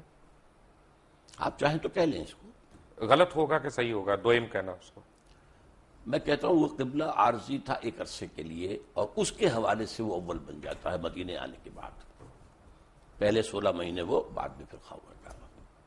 لیکن اصل میں بات صحیح ہے کہ قبلہ اول وہ خانہ کعبہ ہے. یہاں تک کہ جو ان کا ہوتا تھا حضرت موسیٰ علیہ السلام کے بعد جو بنی اسرائیل کا ایک عبادت گاہ ہوتی تھی، وہ خیمہ ہوتا تھا. رائٹ. وہ خیمہ جہاں جا کے لگاتے تھے اس کا رخ ایسا ہوتا تھا کہ قربانی کرتے ہوئے جنوب کی طرف رخ ہوتا تھا. رائٹ. آپ فرما رہے تھے کہ ایک ٹینٹ کے اوپر جب کہیں پہ ٹینٹ پلیس کرتے تھے، تو ان کا جو وہ خیمہ تھا اور اسی میں پھر قربانی دی جاتی تھی. تو اس کو اس طریقے سے رکھتے تھے کہ قربان گاہ جو ہے، جب آدمی کو قربانی پیش کرتا تھا تو اس کا رخ ہوتا تھا کعبے کی طرف، جنوب کی طرف. یہ ان کا ٹینٹ تھا جو ان کا گویا کہ اس وقت کوئی ابھی ٹیمپل سولومن نہیں تھا، کچھ نہیں تھا، صحرا کے اندر تھے یا وہاں. تو یہ ٹینٹ بھی اصل قبلہ وہی تھا، ان کا بھی قبلہ وہی تھا. تو اس اعتبار سے قبلہ اول اصلی قبلہ بیت اللہ ہے. البتہ یہ ہے کہ حضور صلی اللہ علیہ وسلم کے دور میں 16 مہینے کے لیے بیت المقدس کو قبلہ مانا گیا ہے، نماز پڑھی گئی ہے. اس اعتبار سے بعض اوقات اس کو قبلہ اول کہتے تھے. ٹھیک ہے. عذاب قبر، جی میں نے کتاب بھی پڑھی، موت کا منظر، مرنے کے بعد کیا ہوگا، یہ وہ. قرآن حکیم میں، قرآن مجید میں تو عذاب قبر کا کہیں ذکر نہیں آیا ہے. قرآن مجید میں ذکر یہ ہے کہ آل فرعون کو صبح شام آگ پر پیش کیا جاتا ہے، النار یعرضون علیہا، عشیًا، کوئی اس طرح کے الفاظ ہیں، تو پیش کیا جاتا ہے۔ وَيَوْمَ الْقِيَامَةِ أَدْخِلُوا آلَ فِرْعَوْنَ النَّارَ، قیامت کے دن وہ داخل کیے جائیں گے۔ یوم یقوم الحساب۔ ہاں، اس کے بعد جو ہے اصل داخلہ ہوگا، لیکن یہ ہے کہ یہ در حقیقت ایک انٹرمیڈیری فیز ہے، اور اس میں بھی ایک طرح کی کچھ سیمی کانشسنس، یہ ہم نہیں کہتے قبر کے اندر ہی ہو رہا ہے، بلکہ یہ عالم برزخ ہے۔ یہاں روح تو سے قبضے میں، عالم دنیا سے نکل کر عالم برزخ میں چلے گئے، روح تو قبضے میں۔ اب ہم نہیں جانتے کہ اس کی کیا شکل رہتی ہے۔ اصل میں عالم برزخ، عالم قیامہ، اس کے بارے میں جو کچھ معین کر کے بتا دیا گیا ہے، آنکھیں بند کر کے اس کو ماننا ہے۔ اس کی ڈیٹیلز میں جانے کے اندر خام خواہ کے جو چیزیں ہیں، غلط باتیں بحث تو میں اس کا مطلب یہ ساری جو کتابیں شتابیں ہیں، موت کا منظر، مرنے کے بعد کیا ہوگا، آدمی پڑھ کے ہی لرز جاتا ہے، یہ صحیح نہیں ہے۔ نہیں، میں کب کہہ رہا ہوں کہ صحیح نہیں ہے، یہ چونکہ احادیث نبویہ کے اندر موجود ہے۔ پہلے آپ نے صرف اصولی بات کی تھی، میں نے کہا تھا کہ اس کے اندر ہے، تو قرآن مجید میں یہ بھی ہے کہ یضاعف لہ العذاب یوم القیامہ، قیامت کے دن عذاب دگنا کیا جائے گا۔ یضاعف لہ العذاب یوم القیامہ سورہ الفرقان کے اندر ہے۔ اس کا مطلب ہے کہ قیامت سے پہلے بھی عذاب کی کیفیت ہے۔ اس کو میں اس طرح بیان کیا کرتا ہوں کہ آپ اگر دیکھیں کسی شخص نے امتحان دیا ہے اور اب اسے معلوم ہے کہ میں جو کچھ کر کے آیا ہوں، تو رزلٹ ڈکلیئر نہیں ہو رہا، پہلے جان سوکھ رہی ہوتی ہے اس کی کہ جو بھی نتیجہ نکلنا مجھے تو معلوم ہے۔ اسی لیے کہا گیا قرآن مجید میں وجوہ یومئذ ناظرۃ الی ربہا ناظرہ ووجوہ یومئذ باسرۃ تظن ان یفعل بہا فاقرہ، بہت سے چہرے اس دن جو ہے تر و تازہ ہوں گے، اپنے رب کی رحمت کے امیدوار ہوں گے، بہت سے چہرے سوکھے ہوئے ہوں گے، انہیں اندیشہ ہوگا کہ اب ان کے ساتھ کمر توڑ دینے والا سلوک۔ لیکن یہ بھی ہوگا کہ کوئی کسی کو پہچانے گا نہیں، کوئی رشتہ کسی کو نہیں پہچانے گا، نہیں، کیوں، کس نے کہا ہے؟ پہچانیں گے لیکن کوئی کسی کی مدد کو نہیں آئے گا، اون نہیں کرے گا۔ کوئی مدد کے لیے نہیں، بلکہ یہ کہ سب کو اپنی پڑی ہوگی، نفسی نفسی۔ تو بیسیکلی تو قرآن مجید میں قیامت کے دن کا حساب ہے، تو قبر کے اوپر ہماری قیاس رہی ہیں کہ کیا کیا ہو سکتا نہیں، اس کے بارے میں بتانا، یہ عالم برزخ، آپ لفظ قبر کہیں، اب ایک شخص ہے سمندر میں ڈوب کر وجہ بڑا قبر تو نہیں ہے۔ میں لیٹ می ریفریز، کیونکہ میرے پاس الفاظ کم ہے اصل میں۔ عالم برزخ میں تو آپ کی روح قید ہے، جی، آپ کی روح جو ہے وہ عالم برزخ میں قید ہے، لیکن آپ کا جسم جو ہے وہ تو قبر کے اندر ہے۔ ہم نہیں کہہ سکتے عالم برزخ میں انسان ہے، اور وہ کس کیفیت میں وہ ہم نہیں جانتے۔ ویسے یہ کہ یہ معاملہ جو ہے، مرے تو یہ ہے کہ کفار جو ہیں وہ بھی زندہ ہیں، ان پر بھی جو ہے جیسے کہ حضور نے کھڑے ہو کر جس یعنی گڑھے کے اندر دفن کیا تھا کفار کے جو مرے ہوئے لوگ تھے، ان سے خطاب کیا، تو اس حوالے سے یہ ہے کہ وہ بھی ہیں، لیکن ان کے لیے کچھ اور ہے عالم برزخ، اہل ایمان کے لیے کچھ اور ہے۔ اچھا، یہ کمنگ بیک، میں اس کے پارٹ 2 میں آ رہا ہوں کہ ہم بنی اسماعیل کا بھی ذکر نہیں ہے کہیں پہ قرآن میں، بنی اسرائیل کا ہے، بارہا ہے۔ آل یعقوب کی جب ہم بات کرتے ہیں تو اس میں بنی اسماعیل کو الگ تو نہیں کیا ہوا۔ آل یعقوب میں تو ہے ہی نہیں نا، بنی اسماعیل نہیں ہے، آل یعقوب میں تو نہیں ہے نا، حضرت ابراہیم علیہ بیٹے السلام، اسماعیل ان سے اسحاق، ہے، اور اسحاق دوسرے بیٹے ہیں، جی، اور اسماعیل ان سے جو ہے وہ جو ہے یعقوب ہیں، اور یعقوب کے 12 بیٹے ہیں، وہ بنی اسرائیل بنے تو ہیں۔ بنی اسماعیل کا تو ذکر نہیں ہے۔ بنی اسماعیل نہیں ہے، لیکن یہ کہ اسماعیل کا ذکر تو بار بار قرآن میں آیا، بار بار آیا۔ نہیں، اسماعیل کا نہیں، میں بنی اسماعیل کی بات کر رہا ہوں، جس طرح بنی اصل اسرائیل کا بنی ذکر ہے۔ اسماعیل کو پھر قرآن مجید نے ایک نام اور دیا ہے، امیین۔ امیین، امیین، ٹھیک ہے۔ تو جب ہم یہ درود شریف پڑھتے ہیں کہ کما بارکت علی ابراہیم وعلی آل ابراہیم انک حمید مجید، bless us like you've blessed Abraham and the children of Abraham، یہ children of Abraham کون ہے؟ یہ انبیاء ہے نا آخر۔ اگر حضرت اسماعیل بھی تھے، حضرت اسحاق بھی تھے، حضرت اسحاق یعقوب بھی تھے، یعقوب کے 12 بیٹے بھی تھے، پھر حضرت یوسف بھی تھے، پھر ایک اور جو ہے تیسری بیوی بھی تھی حضرت ابراہیم کی، وہ قطورہ، تو بنی قطورہ کے اندر بھی مدین جو ہیں، حضرت شعیب جہاں بھیجے گئے وہ ان کی اولاد میں سے، یہ سارا خاندان ہے ابراہیم کا، آل ابراہیم۔ تو بیسیکلی یہ بنی اسرائیل کی بات ہو رہی ہے۔ بنی اسرائیل بھی، بنی اسماعیل بھی، بنی قطورہ بھی۔ سو ہم جو دعا مانگ رہے ہیں وہ یہ ہے کہ ہمیں بنی اسرائیل والوں کے، ان کے اکابرین کی طرح ہمیں بھی بخش۔ بنی اسرائیل، پھر آپ بار بار اپنے الفاظ میرے منہ میں نہ لائیے، میں یہ کہہ رہا ہوں کہ بنی اسماعیل بھی، بنی اسرائیل بھی، بنی قطورہ بھی، وہ سب حضرت ابراہیم کی آل ہیں، اور ان کو بلیس کیا اللہ نے۔ حضرت بنی قطورہ کے اندر آپ کو معلوم ہے حضرت شعیب جیسے بڑے اتنی سمپل ڈسکرپشنز ہیں، جو آپ نے جیسے سمجھایا بڑی سمپل، یہ فرقے کہاں پہ بننا شروع ہوئے کس کی فرقے؟ اسلام میں؟ اسلام میں فرقہ جو ہے میرے نزدیک، ویسے تو یہ کہ بے شمار بنے ہوں گے، خوارج کا فرقہ تھا وہ ختم ہو گیا ہے تقریباً، اور مختلف لوگ آتے تھے وہ ختم ہوتے گئے ہیں. اب تو فرقہ اگر کہلا سکتے ہیں تو صرف دو ہیں، شیعہ اور سنی. باقی تمام مسالک ہیں، schools of law, schools of فقہ، ان میں کوئی وہ بڑی میجر جو ہے وہ ڈفرنس نہیں ہے، وہ سب کے سب اسلام کے اندر ہے. باقی یہ فرقے نہیں ہیں، یہ مسلک ہے. اچھا، اب یہ دونوں مجھے یہاں پہ بھی کنفیوژن ہے، کیونکہ جو میں نے پڑھا وہ یہ کہ امام ابو حنیفہ جو تھے وہ امام جعفر صادق کے اسٹوڈنٹ رہے ہیں، تو ان میں ڈفرنس کہاں پہ آیا؟ اصل میں امام جعفر صادق رحمۃ اللہ علیہ اور امام ابو حنیفہ یہ ہم عصر ہیں. حضرت امام جعفر جو ہیں وہ عمر میں بڑے تھے، حضرت ابو حنیفہ چھوٹے تھے. یہ معاملہ تو ہے، اور استفادہ بھی کیا ہے حضرت امام ابو حنیفہ نے امام جعفر صادق سے. لیکن بعض معاملات کے اندر مثلا بڑا خوبصورت واقعہ آتا ہے کہ امام ابو حنیفہ نے جا کر کہا کہ میں نے سنا ہے کہ آپ مجھ سے کوئی ناراض ہیں حضرت جعفر صادق سے رحمۃ اللہ علیہ. تو کہا ہاں میں نے سنا ہے کہ تم ہمارے نانا کی حدیث پر اپنی رائے کو ترجیح دیتے ہو. انہوں نے اس کے حضرت سلکن بالکل نہیں، قطعاً غلط آپ کو بتایا گیا ہے. اگر میں اپنی رائے کو ترجیح دیتا تو مسح میں پاؤں کے تلوے کے مسح کا حکم دیتا، اوپر کا نہیں. زیادہ خراب تو تلوہ ہوتا ہے، میں اس کا حکم نہیں دیتا، حدیث کے اندر جو آیا اس پر عمل کرتا ہوں. اگر میں اپنی رائے پر عمل کرتا تو رمضان کے روزے جو ہیں حائضہ عورت کے، ان کی جو ہے وہ قضا ہے، اور نماز کی نہیں. میں تو نماز کی قضا رکھتا کہ نماز پہلے ہے. تو اس حوالے سے انہوں نے کہا کہ نہیں، ان کے درمیان کوئی اختلاف نہیں تھا، بہت اچھے تعلقات تھے. پھر فرق ہونا شروع ہو گیا. اس کے بعد فرق ہوا ہے. اس کے بعد وہ کن باتوں پہ؟ جی کن باتوں پہ؟ اصل میں اس کے تفاصیل میں جانا مشکل ہے میرے لیے، لیکن بہرحال یہ کہ ایک فقہ بھی رفتہ رفتہ مرتب ہوئی ہے جو کہ فقہ جعفری کہلاتی ہے.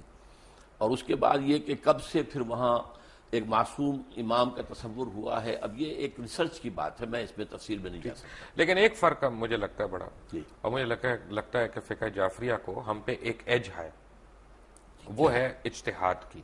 وہ آج کے زمانے میں بھی اجتہاد کر رہے ہیں، جبکہ ہم سنی سنائی اس طرح سے روایات پہ آگے. آپ کی بات صحیح ہے، میں مانتا ہوں اس کو. انہوں نے انسٹیٹیوشن آف اجتہاد کو کھلا رکھا ہے. ہمارے ہاں یہ کوئی 400 سال سے 500 سال سے یہ بند ہے، تو اس سے بھی لیکن کوئی بہت بڑا فرق واقع نہیں ہوا ہے. فرق ہوتا ہے نا. اب تو ہمارے دیکھیں نا، امام ابن تیمیہ کے پاس ایک دفعہ اب بھی میں آپ سے عرض کرتا ہوں کہ فقہی لیول پر فقہ جعفری اور فقہ حنفی اور فقہ مالکی میں بہت زیادہ فرق نہیں ہے. فرق کیا؟ بہت کم فرق ہے. اب یہ کہ ایک ہاتھ چھوڑ کر نماز پڑھ رہے ہیں تو مالکی بھی ہاتھ چھوڑ کر پڑھ رہے ہیں. کسی نے یہاں ہاتھ باندھ لیا ہے نیچے ناف کے، اور کسی نے یہاں ہاتھ باندھ، کوئی فرق نہیں پڑتا. ساری تو ریکارڈڈ ہسٹری ہے ہماری پچھلے 1400-1500 سال کی. تو حجۃ الوداع پہ حضور اکرم صلی اللہ علیہ وسلم نے جس طرح نماز پڑھی، وہ ہم کیوں رائج الوقت نہیں کر سکتے؟ میرے نزدیک تو رائج الوقت وہی رہی ہے، اور حضور نے جس طرح کیا ہے وہی ہے. لیکن یہ کہ حضور کا معاملہ یہ معلوم ہوتا ہے کہ آپ بھی اس کے اندر کوئی تبدیلی کرتے رہتے تھے، اور میں سمجھتا ہوں کہ اس سے ایک وسعت پیدا ہوئی. ڈاکٹر صاحب، ایک میں بڑا سینسٹیو سوال پوچھنے لگا ہوں، اور میں ناظرین سے ریکویسٹ کروں گا کہ میری بات کو غلط نہ سمجھیں. میں اپنی علم کے لیے، کم علمی کا میں اعتراف کرتے ہوئے میں یہ سوال پوچھ رہا ہوں کہ ہم سارے احادیث کے ماننے والے ہیں، سنت کے ماننے والے ہیں، ورنہ مسلمان ہی نہیں کہلا سکتے. اگر کوئی بھی شخص کہے کہ میں سنت رسول کو نہیں مانتا یا احادیث کو نہیں مانتا تو وہ تو مسلمان ہی نہیں ہے. لیکن ہم حدیث جب پڑھتے ہیں تو اس میں ہم دیکھتے ہیں کہ کرونالوجیکل آرڈر نہیں ہے، کہ اگر حضور اکرم صلی اللہ علیہ وسلم نے ایک دفعہ پانی کھڑے ہو کے پیا، یہ نہیں پتا کون سے دن، کون سی تاریخ، کس وقت. اسی طرح انہوں نے پانی بیٹھ کے بھی پیا، کون سے دن، کون سی تاریخ، کون سے وقت. تو اس میں پرابلم یہ ہے کہ چند صحابہ جنہوں نے اس کے راوی ہیں، ادھر بھی کوئی صحابی راوی ہیں. اب میرے اور آپ کے اوپر ڈیپینڈ کرتا ہے ہم کس صحابی کی روایت کو لے رہے ہیں. جو اس کو صحابی کی روایت کے علاوہ یہ کہ صحابی سے جب روایت ہوتے تابعین، تبع تابعین تک ہوتے ہوئے محدثین تک آئی، تو کون سی چین زیادہ مضبوط ہے، بس. اور اس میں کوئی فرق نہیں. میں سمجھتا ہوں اس میں وسعت پیدا ہو گئی کہ معلوم ہوا کھڑے ہو کر بھی پیا جا سکتا ہے اور بیٹھ کر بھی پیا جا سکتا ہے. عام طور پر آپ بیٹھ کر پیتے تھے، لیکن کبھی ایسا بھی ہوا کہ آپ نے کھڑے ہو کے پیا، تو گویا کہ اس کا جواز ہے. کیونکہ کمنگ بیک ٹو عذاب قبر، 1 منٹ کے لیے اگر آپ اجازت دیں تو عذاب قبر کے اوپر میں واپس آؤں. میں نے جب قرآن مجید پڑھا، انسان کو پڑھتے رہنا چاہیے لیکن ہم ذرا کمزور لوگ ہیں، کبھی کبھی پڑھتے ہیں، تو جب پڑھتا جا رہا ہوں تو میں نے یہ دیکھا کہ اس میں کسی پیغمبر نے اپنی قوم کو عذاب قبر سے نہیں ڈرایا.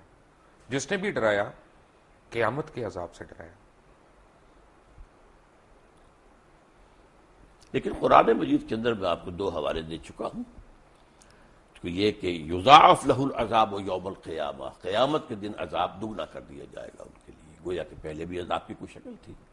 اور یہ کہ آل فرعون جو ہے صبح شام آگ پر پیش کیے جاتے ہیں، دکھا دی جاتی کہ یہ ہے تمہاری آخری منزل. لیکن قیامت کے دن پھر ان کو کہا جائے گا یوم القیامت ادخلوا آل فرعون النار. ٹھیک ہے، جب ہم پیغمبر اسلام کو ہم فالو کرتے ہیں ان لیٹر اینڈ ان اسپرٹ، اصل میں قرآن مجید میں دوسرے پیغمبروں کی بہت زیادہ تفصیلی تعلیمات آئی نہیں ہے. اصل میں جو ہے معاملہ ان کا توحید، رسالت، آخرت، اس کے اوپر زور تھا. اس سے پہلے تو بلکہ حضرت ابراہیم علیہ السلام سے پہلے تو کوئی معین یعنی وہ بھی نہیں تھی جس کو ہم شریعت کہتے ہیں، بلکہ ہم کہتے ہیں کچھ چیزیں فطرت کی ہیں جو حضرت ابراہیم سے ثابت ہیں. یہ سچ ہے کہ حضرت ابراہیم کو جب اللہ تعالیٰ نے حکم دیا کہ یہاں پہ اذان دو تو وہ ہنس پڑے. انہوں نے کہا کون آئے گا یہاں پہ؟ تو پھر اللہ تعالیٰ نے کہا نہیں، یہ میرا وعدہ ہے کہ قیامت تک لوگ تمہاری اذان کا جواب دیں گے. اور میرے علم میں یہ نہیں ہے کہ حضرت ابراہیم ہنس پڑے، میرے علم میں نہیں ہے، پتہ نہیں آپ نے کہاں پڑھا ہے. میں نے اسی طرح کی جو کتابیں ہوتی ہیں موت کا منظر وغیرہ، جی اپنا ہمارے تو ملک میں یہ بہت زیادہ دستیاب ہے نا، اور آپ جیسے علماء ان کو کھل کے بدعت بھی نہیں کہہ رہے. کوئی حرج بھی نہیں ہے، کوئی اس کے اندر کفر بھی نہیں آ جاتا. میں نے صرف آپ کو بتایا کہ میں نے نہیں کیا. بدعت تو یہیں سے شروع ہوتی ہے نا سر، وہی ابتدائی عمل ہے نا بدعت کا. اس میں کوئی شریعت کا حکم تو نہیں نکل رہا ہے نا، ایک واقعہ ہے، تاریخی ہے یا نہیں ہے، اس پر گفتگو ہو سکتی. ٹھیک ہے. اچھا، جب ہم پیغمبر اللہ تعالیٰ کے پیغمبروں کو فالو کرتے ہیں یا پیغمبر اسلام کو ہم فالو کرتے ہیں تو خلیتاً کرتے ہیں کہ کیریکٹر وائز کرتے ہیں؟ دوبارہ واضح کریں اپنے سوال. یعنی ایک تو حلیہ ہوتا ہے نا کہ آپ اس طرح کی آپ کی جسامت ہے یا آپ اس طرح کے کپڑے پہنتے ہیں، لیکن ایک آپ کا پورا فطرت ہے کہ جی وہ اچھائی کرنا، نیکی کرنا، حقوق العباد کا خیال رکھنا، حقوق اللہ کو پورا کرنا. دونوں میں سے کون سی زیادہ ضروری چیز ہے؟ دونوں چیزیں اپنی جگہ پر اہم ہیں. ایک کا ہے معاملہ محبت کا، کہ حضور سے محبت کی وجہ سے ہم وضع قطع میں آپ کی پیروی کریں، آپ کی کرم اختیار کریں. جس سے بھی محبت ہوتی ہے آپ کو معلوم ہے دنیا میں ہے ہیرو ورشپ، تو اس حوالے سے یہ ہے کہ وہی وہ جلا کیپ جو ہے چل رہی ہے، یا گاندھی یا جواہر لال کٹ جو ہے وہ چل رہی تھی، واسکٹ وغیرہ وغیرہ. تو اس حوالے سے یا وہ ماؤ زے تونگ کا جو ہے وہ کوٹ خاص قسم کا. تو اس طریقے سے حضور کے بھی جو محبت کا تقاضا ہے تو اس میں آپ کے ان اداؤں کی بھی پیروی کی جاتی ہے. لیکن اصل شے تو وہ آپ جو شریعت لائے ہیں، جو احکام دیے ہیں، کسی شے کو حلال قرار دیا، کسی کو حرام قرار دیا ہے، کسی کو موقت کیا سنت میں، کسی کو غیر موقت کیا ہے. بعض کام ایسے بھی ہیں جو آپ نے کیے لیکن صحابہ کو روک دیا کہ مت کرو، حالانکہ وہ سنت تھی لیکن آپ نے روک دیا.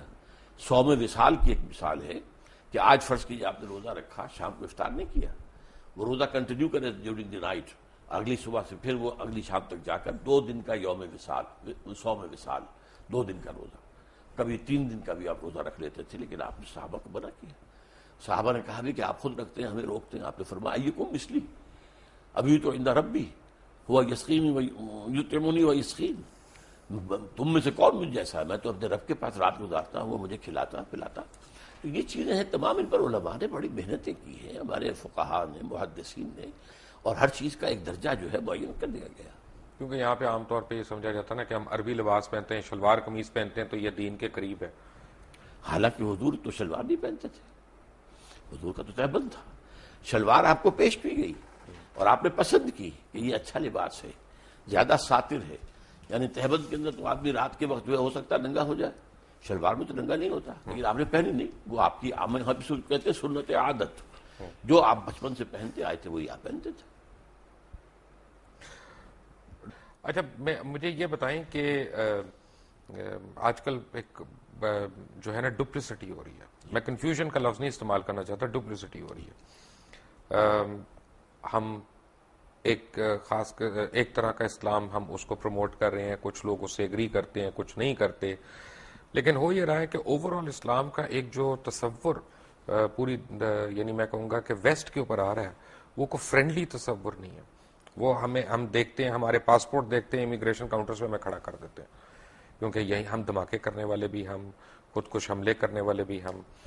اب یہ تو میں مانتا ہوں کہ جو حملے کر رہے ہیں ان کے ساتھ زیادتی ہوئی ہوگی، ضرور ہوئی ہوگی، یا ان کا جہاد ہے جو بھی ہے، لیکن جو لوگ شہید ہو رہے ہیں، جن لوگوں کو مارا جا رہا ہے، وہ بھی تو معصوم ہے. کیا اس کی اجازت ہے؟ اصل میں یہ تو بڑا ایک سینسیٹیو سے کوشچن ہے میرے نزدیک. اب جو بھی اس میں شہید ہو رہے ہیں، مارے جا رہے ہیں، بہرحال وہ تو غلط طریقے پر کام ہو رہا ہے. لیکن وہ بات سمجھ لیجیے اصل میں کہ ہمارا جو اس وقت ویو ہے ویسٹ میں، وہ کس اعتبار سے، وہ اسلام کو ایز اے ریلیجن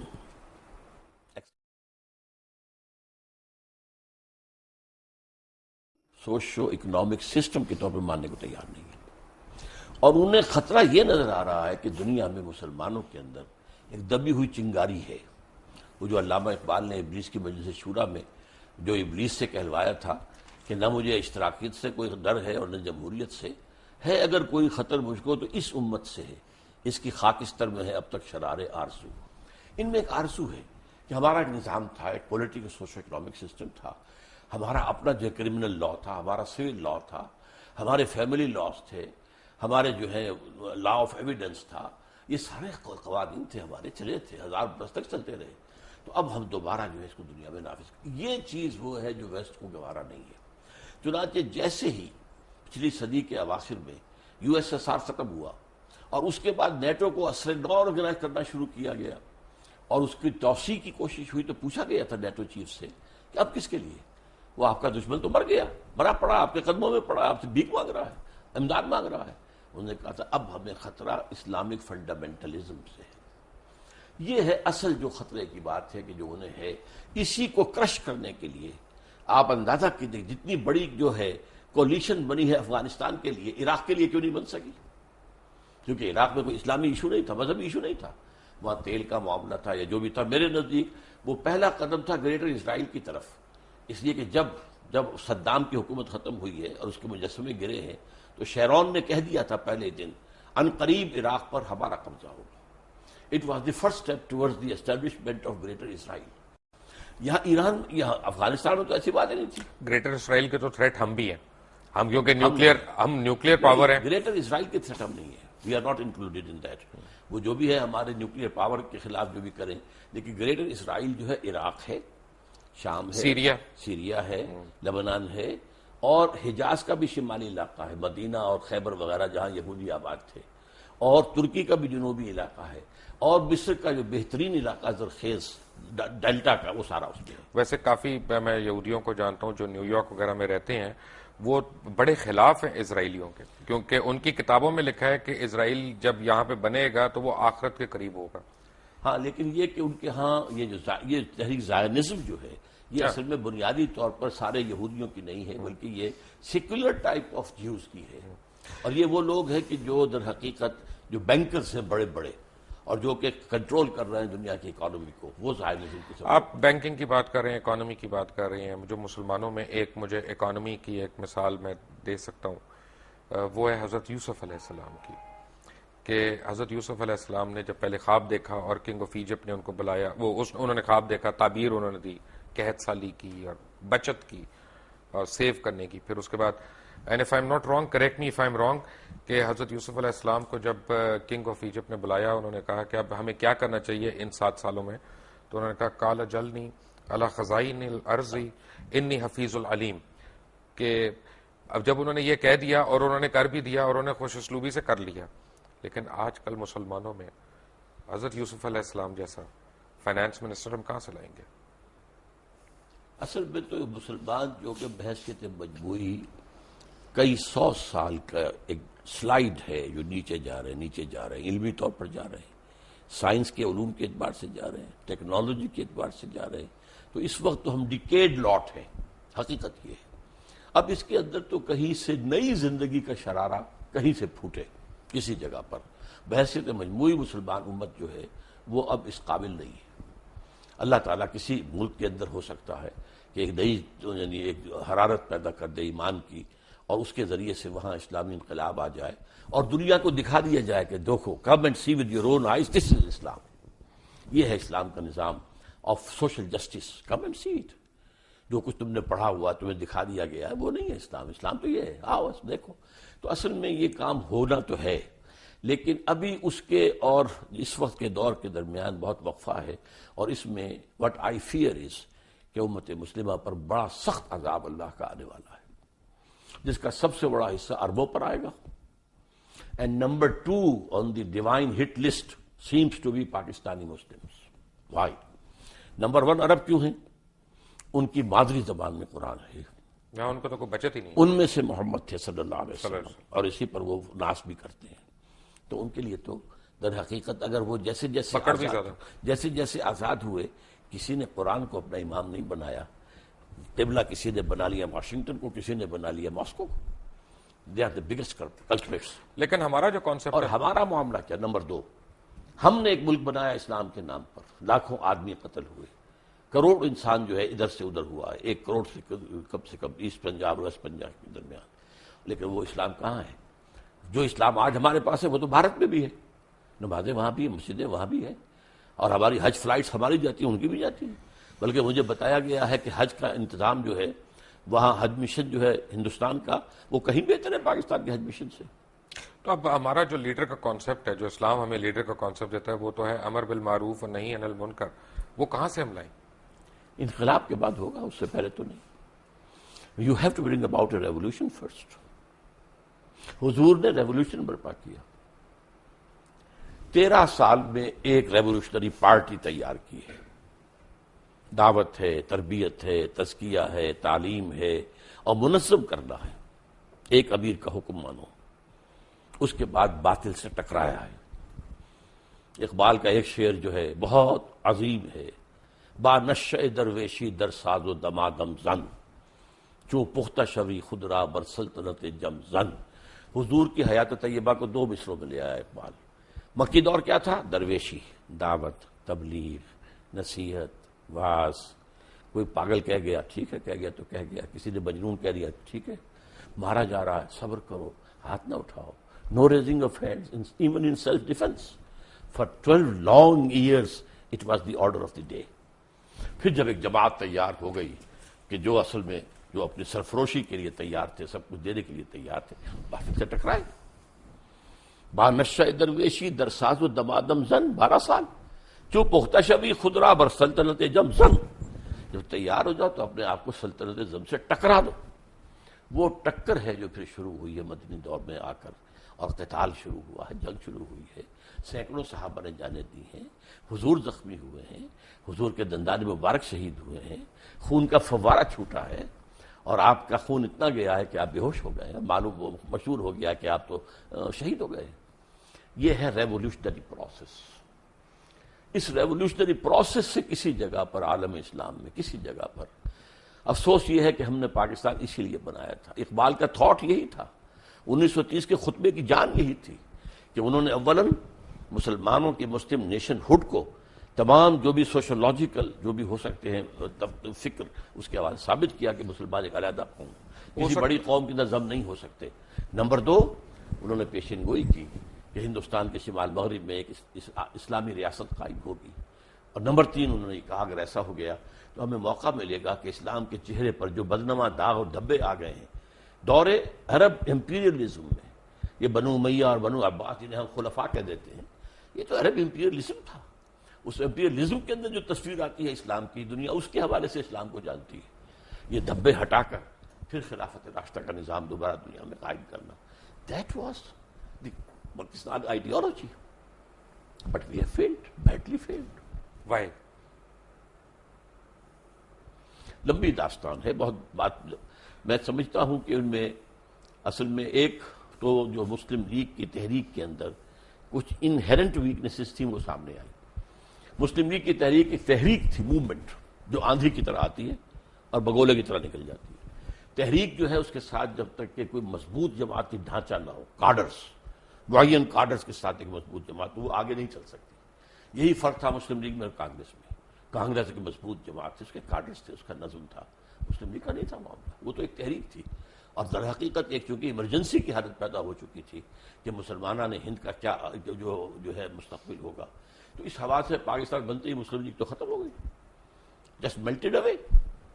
اور اس کے بعد کیا ہوا؟ چونکہ مسلم لیگ کی زیادہ قیادت مائنورٹی پروونسز سے آئی ہوئی تھی، ظاہر بات ہے کہ یہاں کے سنز آف دی سوائل تو وہ نہیں تھے، اب مرنا بھی تھا، ایک ایک کر کے مر گئے، اور ظاہر سے پھر یہاں پر تو سارا معاملہ جو آیا ہے پھر وڈیروں کے ہاتھ میں آ گیا، بیوروکریسی کے ہاتھ میں آ گیا، اور اس میں ایک بہت بڑی غلطی مولانا مودودی سے ہوئی، وہی جس کا پہلے ذکر ہو چکا ہے۔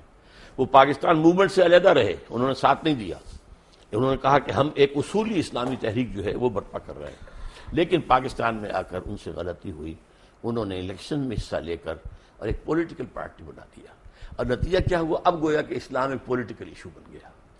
اس سے پہلے مولانا مودودی مطالبہ لے کر کھڑے ہوئے تھے اسلامی دستور کا، اس وقت تک چونکہ جماعت پولیٹیکل پارٹی نہیں تھی تو تمام حلقے جتنے تھے مذہبی انہوں نے ان کا ساتھ دیا۔ ایک غلطی یہ تھی، کیا؟ کانسٹیٹیوشن 1973 کا جو پروگرام شروع ہونے سے پہلے میں آپ سے ذکر کر رہا تھا، جس میں آپ نے مجھ سے پیج پوچھا تھا، میں نے پیج 129 آپ کو کوٹ کیا تھا۔ جب ہم بریک سے آئیں گے تو ہم اس کے اوپر بات کریں گے کہ اسلام ممانعت کرتا ہے بڑی سختی سے فرقہ بندی کی، ہمارا آئین جو ہے فرقوں کو ریکگنائز کر رہا ہے، اور چاہے وہ انفرادی طور پہ کر رہا ہے چاہے وہ اجتماعی طور پہ کر رہا ہے۔ ڈاکٹر صاحب میں نے آپ کو کانسٹیٹیوشن دکھایا، اس میں پریمبل میں ایک چیز لکھی ہوئی ہے کہ wherein the principles of democracy, freedom, equality, tolerance and social justice as enunciated by Islam shall be fully observed۔ اور دوسرا آگے پیج 129 پہ اسلامک پروویژنس کے اوپر لکھا ہے کہ in the application of this clause to the law of any Muslim sect, the expression Quran and Sunnah shall mean the Quran and Sunnah as interpreted by the sect۔ تو پہلی بات تو یعنی دو سوال، ورڈ پرسنل لا وہ اب کہاں گیا؟ Personal law of any Muslim اس کو سیکٹ۔ کہیے۔ پہلا تو یہ ہے کہ ڈیموکریسی اور اسلام جی ان کا مجھے تو تضاد لگتا ہے۔ مجھے نہیں لگتا، میں بتاتا ہوں آپ۔ بسم اللہ۔ Democracy as such is kufr and shirk. It is based on the principle of popular sovereignty. اسلام میں sovereignty belongs to God. اللہ بالکل سروری زیبا فقط اس ذات بے ہمتا کو ہے، حکمراں ہے ایک وہی باقی بتانے آسری۔ اچھا، اس کا نتیجہ کیا ہے؟ اللہ کی کتاب اور اس کے رسول کی سنت، اس کی پابندی کرنی پڑے گی۔ اس کے اندر امرہم شورا بینہم، جہاں اللہ اور اس کے رسول کا کوئی حکم نہیں ہے وہاں بھی مشورے سے معاملہ طے کر لو۔ کوئی اتھارٹیرینزم، کوئی ڈکٹیٹرشپ نو، کوئی ڈائنیسٹی نو، امرہم شورا بین، دس از جمہوریت، اسلامی جمہوریت۔ You can say it's a controlled democracy, limited democracy. Limited by the injunctions of the Quran and the Sunnah, not by any person or any dynasty or any monarch, no whatsoever, by injunctions of the Quran and Sunnah. میں اس کی مثال دیا کرتا ہوں، بہت سادہ سی ہے، 2 minute میں ذرا لے لیجئے کہ اگر آپ کے پاس ایک گھوڑا ہے، آپ چاہتے ہیں کہ وہ بھاگے بھی نہ لیکن یہ کہ جڑ بھی نہ جائے اس کے ہاتھ پاؤں، تو آپ نے 200 گز کی رسی سے باندھ دیا ایک کھونٹے کے ساتھ۔ اب ایک سرکل وجود میں آ جائے گا 200 یارڈز جو ہے ریڈیس کا، اس میں گھوڑا آزاد ہے، مشرق جائے، مغرب جائے، شمال جائے، جنوب جائے، 150 گز جائے، 200 گز سے ایک گز نہ ادھر نہ ادھر نہ ادھر نہ ادھر۔ This is Islam. Injunctions of the Quran and Sunnah, that is the circle, you can't cross it. لا تعتدوا حدود اللہ، تلک حدود اللہ فلا تعتدوها، تلک حدود اللہ فلا تقربوها۔ یہ حدود اللہ ہیں، اللہ اور اس کے رسول کی سنت، اور اس کو آپ نے البتہ اس کے اندر، اب اس کے اندر فرض کیجئے کہ ایک گھر کے اندر آپ ایک پارٹی جو ہے وہ دینا چاہتے ہیں لوگوں کو، آپ اس کے اندر بھائی ڈرنک کیا دی جائے، ایک چیز ختم ہو جائے گی، شراب نہیں دی جائے گی، وہ حرام ہے، وہ دائرے سے باہر نکلے گی۔ اب 7 اپ دیں، روح افزا دیں، کیا دیں، وہ آپس میں مشورے سے طے کر لیں۔ دائرے کے اندر جو کچھ ہے مباح ہے، اس مباح میں آپ اپنے مشورے سے by counting votes you can decide. So this is Islamic democracy. ٹھیک ہے، الحمدللہ۔ اپنا مجھے اس میں کوئی اعتراض نہیں ہے، یعنی ان سینس کہ خدا نخواستہ ہو بھی نہیں سکتا، لیکن میرا مطلب ہے کہ میرے حساب سے تو ڈیموکریسی اور جو موجودہ ڈیموکریسی ہے جو اس کا تضاد ہے، ہیومن ساورنٹی، کیونکہ اگر میرے لیے حضور صلی اللہ علیہ وسلم کی ذات ایک طرف، ان کا حکم ایک طرف، پوری کائنات ایک طرف، بالکل میں تو اس طرف جاؤں گا، اللہ کا حکم اور رسول کا حکم، بالکل تو نہیں، رسول کا حکم وہی ہوگا جو اللہ کا حکم ہے، رسول نے بھی تو وہی کہنا جو اللہ نے کہا۔ کیٹیگریز 2 ہیں، ایک اللہ کا حکم ہے جو قرآن میں آیا ہے، ایک حدیث ہے جو حضور کا حکم ہے۔ چلیں نیکسٹ پلیز۔ ڈاکٹر صاحب لاسٹ میں جس چیز پہ آپ سے میں تفصیل چاہتا ہوں، آپ نے پہلے کہا کہ ذرا سینسٹیو معاملہ ہے، لیکن سورہ بقرہ میں اللہ تعالیٰ نے فرمایا کہ وَإِذْ قَالَ لَا تُفْسِدُوا فِي الْأَرْضِ، اور پھر آگے آیا کہ قَالُوا إِنَّمَا نَحْنُ مُصْلِحُونَ وَهُمُ الْمُفْسِدُونَ وَإِنَّهُمْ كَانُوا عَذَابٌ أَلِيمًا، کہ تم میں سے ایسے لوگ ہوں گے جو دنیا میں فساد کریں گے، اور جب ان کو روکا جائے گا تو کہیں گے کہ ہم تو اصلاح کرنے والوں میں سے ہیں، لیکن وہی فسادی لوگ ہیں اور ان کے لیے آخرت میں دردناک عذاب ہے۔ تو اللہ تعالیٰ یہ کن کے متعلق کہتا ہے؟ ہاں ذرا اس کے لیے جہاں سے ہماری ایک بات ختم ہوئی تھی نا، حضور نے انقلاب برپا کرنے میں پہلے 12 سال مکے میں جو جہاد باللسان کہہ لیں، جہاد بالقرآن کہہ لیں، جو بھی کہیں، جہاد نفس کے ساتھ کیا، جماعت تیار کر لی، اس کے بعد آپ نے باطل سے ٹکر شروع کی۔ اب دیکھیے ہر کسی انقلابی تحریک کے ساتھ آنے والے سب لوگ ایک طرح کے نہیں ہوتے، کچھ لوگ وہ ہوتے ہیں ہر چہ باد آباد، ماں کشتی درا بنداختیم، اب جو ہو سو ہو، یہ کشتی اگر چلے گی تو ہم بھی جئیں گے ورنہ ڈوبنے کو تیار ہیں، جو قربانی چاہیے حاضر ہیں۔ کچھ لوگ جو ہیں کسی چیز کی بیوٹی جو ہے اٹریکٹ تو کر لیتی ہے، بات ٹھیک ہے یہ، لیکن اس کے لیے قربانی دینا، جان اور مال کا خطرہ لینا، اس پہ ذرا وہ پھر پیچھے ہٹنے شروع ہوتے ہیں۔ یہ طبقہ پیدا ہوا ہے مدینے کے اندر، مکے میں نہیں تھا، لیکن قرآن مجید کے پہلے 2 رکوعوں میں سے پہلے رکوع میں جو اہل ایمان مکے میں تیار ہو چکے تھے ان کا نقشہ ہے، اور جو مکے میں لوگ کفر پر اڑ چکے تھے ان کا ذکر ہے۔ پھر اب یہ تیسری کیٹیگری آئی ہے، یہ کہتے تو ہیں کہ ہم اللہ پر اور یوم آخر پر ایمان رکھتے ہیں، حقیقی ایمان ان میں نہیں ہے۔ ان کا معاملہ یہ ہوا تھا جب حضور نے، میں نے آپ سے کہا 6 مہینے آپ نے لیے 3 کام کیے، کنسٹرکشن آف دی ماسک، اور بھائی چارہ مہاجرین اور انصار میں، اور یہودیوں کو جکڑ لیا ایک معاہدے میں، میثاق مدینہ۔ اس کے بعد آپ نے ایڈوانس شروع کر دیا، مکے کی طرح چھوٹے چھوٹے دستے بھیجنے شروع کر دیے، پرووکیشن کر رہے ہیں آپ۔ تو ان لوگوں کا یہ کیا کر رہے ہیں، یہ قریش کے ساتھ بڑھواؤ گے، ہمیں مرواؤ گے، کیا کرو گے؟ اب انہوں نے حضور کے خلاف بات شروع کی۔ اب یہاں ایک پارٹی ڈسپلن تھا، حضور اللہ کے نبی بھی تھے، رسول بھی تھے صلی اللہ علیہ وسلم، اور مسلمانوں کے امیر بھی تھے، سپہ سالار بھی تھے۔ اب ان کے خلاف جو ہے چیمیں گوئیاں ہو رہی ہیں، یہ خامخواہ یہ کیا کر رہے ہیں، بس تبلیغ کے ذریعے سے کرتے رہیں، گڑ دے کے مارا جا سکتا ہو تو خامخواہ کسی کو زہر دینا ہے، یہ خامخواہ جس میں جان اور مال کا خطرہ آتا ہے۔ تو اس لیے انہوں نے پیچھے ہٹنے کی کوشش شروع کی۔ ان سے کہا گیا یہ کیا فساد مچا رہے ہو؟ فساد کیا ہے؟ جماعت کے اندر فساد، اس جماعت کے اندر تم جو ہے اب حلقے پیدا کر رہے ہو، اور اب یہاں پر بیٹھ کر جو ہے وہ امیر کے خلاف جو ہے وہ سازشیں کر رہے ہو، یہ فساد ہے۔ ان کا نہیں، ہم تو در حقیقت اصلاح کرنے والے ہیں، ہم کہتے ہیں کہ تم کیوں قریش سے ٹکرا رہے ہو، فساد تو تم پیدا کر رہے ہو، ہم تو نہیں کر رہے۔ لیکن انہوں نے کہا کہ اصل میں مفسد یہی ہے، اس لیے کہ وہ تو اس بڑے فساد کو ختم کرنے کے لیے جہاد کرنا پڑے گا اب، شرک کے خاتمے کے لیے اور اللہ کی حکومت قائم کرنے کے لیے۔ اس لیے کہ اللہ تعالیٰ نے 3 مرتبہ حضور کے لیے فرمایا ہے قرآن میں، هو الذی ارسل رسولہ بالہدی ودین الحق لیظہرہ علی الدین کلہ، کسی اور نبی کے لیے یہ الفاظ نہیں آئے، بھیجا ہی اس لیے تاکہ اس دین حق کو نافذ کرے اور غالب کرے، لہذا آپ کو تو یہ کام کرنا ہی کرنا تھا۔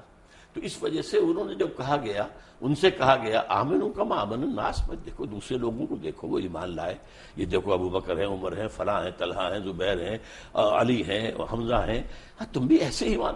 ان کا یہ تو بیوقوف لوگ ہیں، انہیں اپنے مفاد کی فکر ہی نہیں ہے، نہ یہ دائیں دیکھتے نہ بائیں دیکھتے، جسے ہم کہیں گے فینیٹکس، یہ تو فینیٹکس ہیں، پاگل ہیں، انہیں اپنے مفادات کی اور اپنی مصلحتوں کا فکر، ہم تو ایسے بیوقوف نہیں ہیں۔ یہ ہے سارا پس منظر اس کا، کہ یہ منافقین تھے، اور منافقین میں بھی ایک خاص بات نوٹ کریں گے کہ وہاں ایمفیسس کیا ہے، وَمِنَ النَّاسِ مَن يَقُولُ آمَنَّا بِاللَّهِ وَالْيَوْمِ الْآخِرِ، رسول کا ذکر نہیں ہے۔ اصل مسئلہ کیا تھا، رسول کی اطاعت ان کو بڑی شاق تھی، اور بلکہ وہ یہ بھی کہتے تھے کہ ابھی قرآن میں تو حکم آئی نہیں، اور انہوں نے پہلے شروع کر دی چھیڑ چھاڑ۔ پھر سورہ محمد نازل ہوئی ہے، اور اس میں یہ ہے کہ پورا قتال کا حکم آ گیا ہے، اب وہ لاجواب ہو گئے۔ لیکن یہ ہے کہ وہ بہرحال اپنے، جس کو آپ کہتے ہیں ڈریگنگ دی فیٹ، کہ وہ اب اس معاملے میں آگے نکلنے کو، آنے کو تیار نہیں تھے، پیچھے ہٹنے شروع ہو گئے۔ یہ وہ طبقہ تھا۔ جب تک کہ آپ حضور کی سیرت کو ایک ڈائنامک اور انقلابی انداز میں نہیں سمجھیں گے، آپ کی سمجھ میں نہیں آئے گا۔ ایک چلتے چلتے میں ایک آپ کو میں سوال پوچھوں گا، حالانکہ میں نے کہا تھا لاسٹ کویسچن، کہ آپ یہ نہیں سمجھتے کہ ہم مسلمانوں کا ایک المیہ یہ ہے کہ ہمیں اپنے دین کا ہی نہیں پتہ، نہ ہم پتہ کرتے ہیں، بس سینہ بسینہ جو کہاوتیں ہماری چلی آ رہی ہوتی ہیں ان پہ ہمارا پورا ایمان بیسڈ ہے، خود ہم تحقیق نہیں کرتے، خود قرآن مجید کو پڑھتے نہیں، تفاسیر کو نہیں کھولتے، اور یہ کمی ہے بڑی ہم سے سیریس۔ آپ کی اس بات سے 100% اتفاق ہے، میں نے اپنی زندگی کے 50 برس اسی کام میں لگائے کہ قرآن پڑھوں اور پڑھاؤں، سیکھوں اور سکھاؤں، سمجھوں اور سمجھاؤں. خاص طور پر ایجوکیٹڈ لوگ، ڈاکٹرز ہیں، MBBS ہیں، PhDs ہیں، انجینئرس ہیں، جو شعور رکھتے ہیں. کم سے کم 100 ایسے نوجوان تیار کر چکا ہوں، ہائیلی کوالیفائڈ، جو میری ہی طرح درس قرآن اب دے رہے ہیں، اور میں نے اپنی زندگی اس کام میں لگائی. لیکن پھر یہ کہ میں نے اس کے بعد اب صرف ایک علمی بات نہیں ہے، یہ ایک اکیڈمک چیز نہیں ہے، بلکہ قرآن کی دعوت اور اس دین کو قائم کرنے کے لیے جماعت قائم کی ہے تنظیم اسلامی کے نام سے، بیعت کی بنیاد پر قائم کی ہے، جو آج کی دنیا میں بہت ہی لوگوں کے لیے حیرت انگیز بات ہے. آپ کے پردانا نے بیعت کی تھی مولانا ابوالکلام آزاد کے ہاتھ پر، بیعت کی بنیاد پر حزب اللہ بنی 1913 میں، لیکن اس کے بعد تو معاملہ غلط. مولانا مودودی نے جماعت بنائی، بیعت کا معاملہ نہیں کیا. ہم نے بنائی ہے بیعت کی بنیاد پر ہے، اور بیعت بھی ایک حدیث صحیح، بایعنا رسول اللہ صلی اللہ علیہ وسلم علی السمع والطاعۃ فی العسر والیسر والمنشط والمکرہ وعلی اثرۃ علینا وعلی الا ننازع الامر اہلہ وعلی ان نقول بالحق انما كنا لا نخاف فی اللہ لومۃ لائم. یہ متفق علیہ روایت ہے بخاری اور مسلم کی. حضرت عبادہ بن ثابت فرماتے ہیں ہم نے بیعت کی تھی اللہ کے رسول سے، آپ کا ہر حکم سنیں گے اور اطاعت کریں گے، چاہے مشکل ہو چاہے آسان، چاہے ہماری طبیعت آمادہ ہوں چاہے ہمیں اپنی طبیعتوں پہ جبر کرنا پڑے، چاہے آپ دوسروں کو ہم پر ترجیح دے دیں. ہم یہ نہیں کہیں گے کہ آپ نے 9 وارد کو ہم پر امیر بیعت تو بیعت ہے نا، بیعت میں تو کوئی کوشچنز نہیں ہوتے. اور یہ البتہ جہاں بھی ہوں گے حق بات ضرور کہیں گے، رائے ضرور دیں گے. اور اس وجہ سے خامخواہی بات پہ لوگ ہنسی پڑیں گے کہ دیکھو یہ کیا کہہ رہا. نہیں، لا نخاف فی اللہ لومۃ لائم، بات اپنی حق کہہ دینی ہے لیکن فیصلہ امیر کا ہو. یہ بیعت ہے جس پر کہ ہم نے تنظیم اسلامی قائم کی ہے. ڈاکٹر صاحب آپ کا بہت بہت شکریہ، آپ آئے اور آپ نے مختلف سوالوں کے جوابات دیے، اور میں آپ کا بالخصوص اس وجہ سے شکر گزار ہوں کیونکہ ہمارے بڑے اچھے نامور علماء جو ہیں سیاست کے اوپر بات کرنا پریفر کرتے ہیں، مذہب کے اوپر بات کرنا پریفر نہیں کرتے. اور جب ہم مذہب کے اوپر بات کرتے ہیں تو ہماری اپنی جستجو ہوتی ہے، ہمارا جو شوق علم ہے وہ جو ہے ہمیں کیا کہتے ہیں سختی سے مائل کر رہا ہوتا ہے کہ نہیں یہ پوچھنا ہے یہ پوچھنا ہے. خدا نہ خواستہ اس کا مقصد گستاخی نہیں ہوتا، کہیں ایسا نہ آپ سمجھیے گا. میں چلتے چلتے اپنے ناظرین کو ایک بات کہوں کہ جیسے میں نے سورہ غاشیہ کی ایک آیت کی میں ایک انٹرپریٹیشن ڈاکٹر صاحب کو دے رہا تھا، تو ایک حدیث نبوی ہے، میں اس کی اکثر لوگوں کو بات بتاتا ہوں اپنے دوستوں کو کہ علم حاصل کرنے کے لیے چین بھی جانا پڑے تو جاؤ، علم کی جستجو اس کے لیے اگر چین بھی جانا پڑے تو جاؤ. تو the way I look at it وہ یہ ہے کہ حضور انور صلی اللہ علیہ وسلم تو اس وقت مکے میں تھے یا مدینے میں اس وقت تشریف رکھتے تھے جب یہ حدیث آئی، تو چائنا کیوں جائیں جبکہ ساری دنیا ساری کائنات کا علم جو ہے وہ عرب کے اندر ہے، تو چائنا کیوں جائیں؟ بات یہ کہ ایک تشبیہ تھی کہ آپ چائنا جا رہے ہیں، پہلے آپ ایک ریگستان کراس کر رہے ہیں، اس کے بعد آپ ایک سمندر کراس کر رہے ہیں، اس کے بعد ایک ماؤنٹ ایوریسٹ آپ کراس کر رہے ہیں. تو دنیا میں 3 سب سے بڑے آبسٹیکلز ہیں، اگر وہ آگے پیچھے کھڑے ہیں تب بھی ہوں سائڈ بائی سائڈ تب بھی آپ علم کے حصول کے لیے جائیں. تھوڑی سی غلطی ہے، سمندر بیچ میں کوئی نہیں آتا تھا. جی سمندر بیچ میں کوئی عربین سی ہے نا، عربین سی نہیں. آپ اگر عرب سے چلیں گے تو سارا خشکی کا راستہ ہے. ایک تو آپ کا میپ ہر جگہ کے پڑے ہوئے ہیں. ڈاکٹر صاحب کے میپ سے چلیں گے جی، ہم انشاءاللہ اپنے میپ سے نہیں جا سکتے، آپ کے پیچھے پیچھے چلیں گے. ڈاکٹر اسرار احمد آج ہمارے درمیان تھے. Until tomorrow.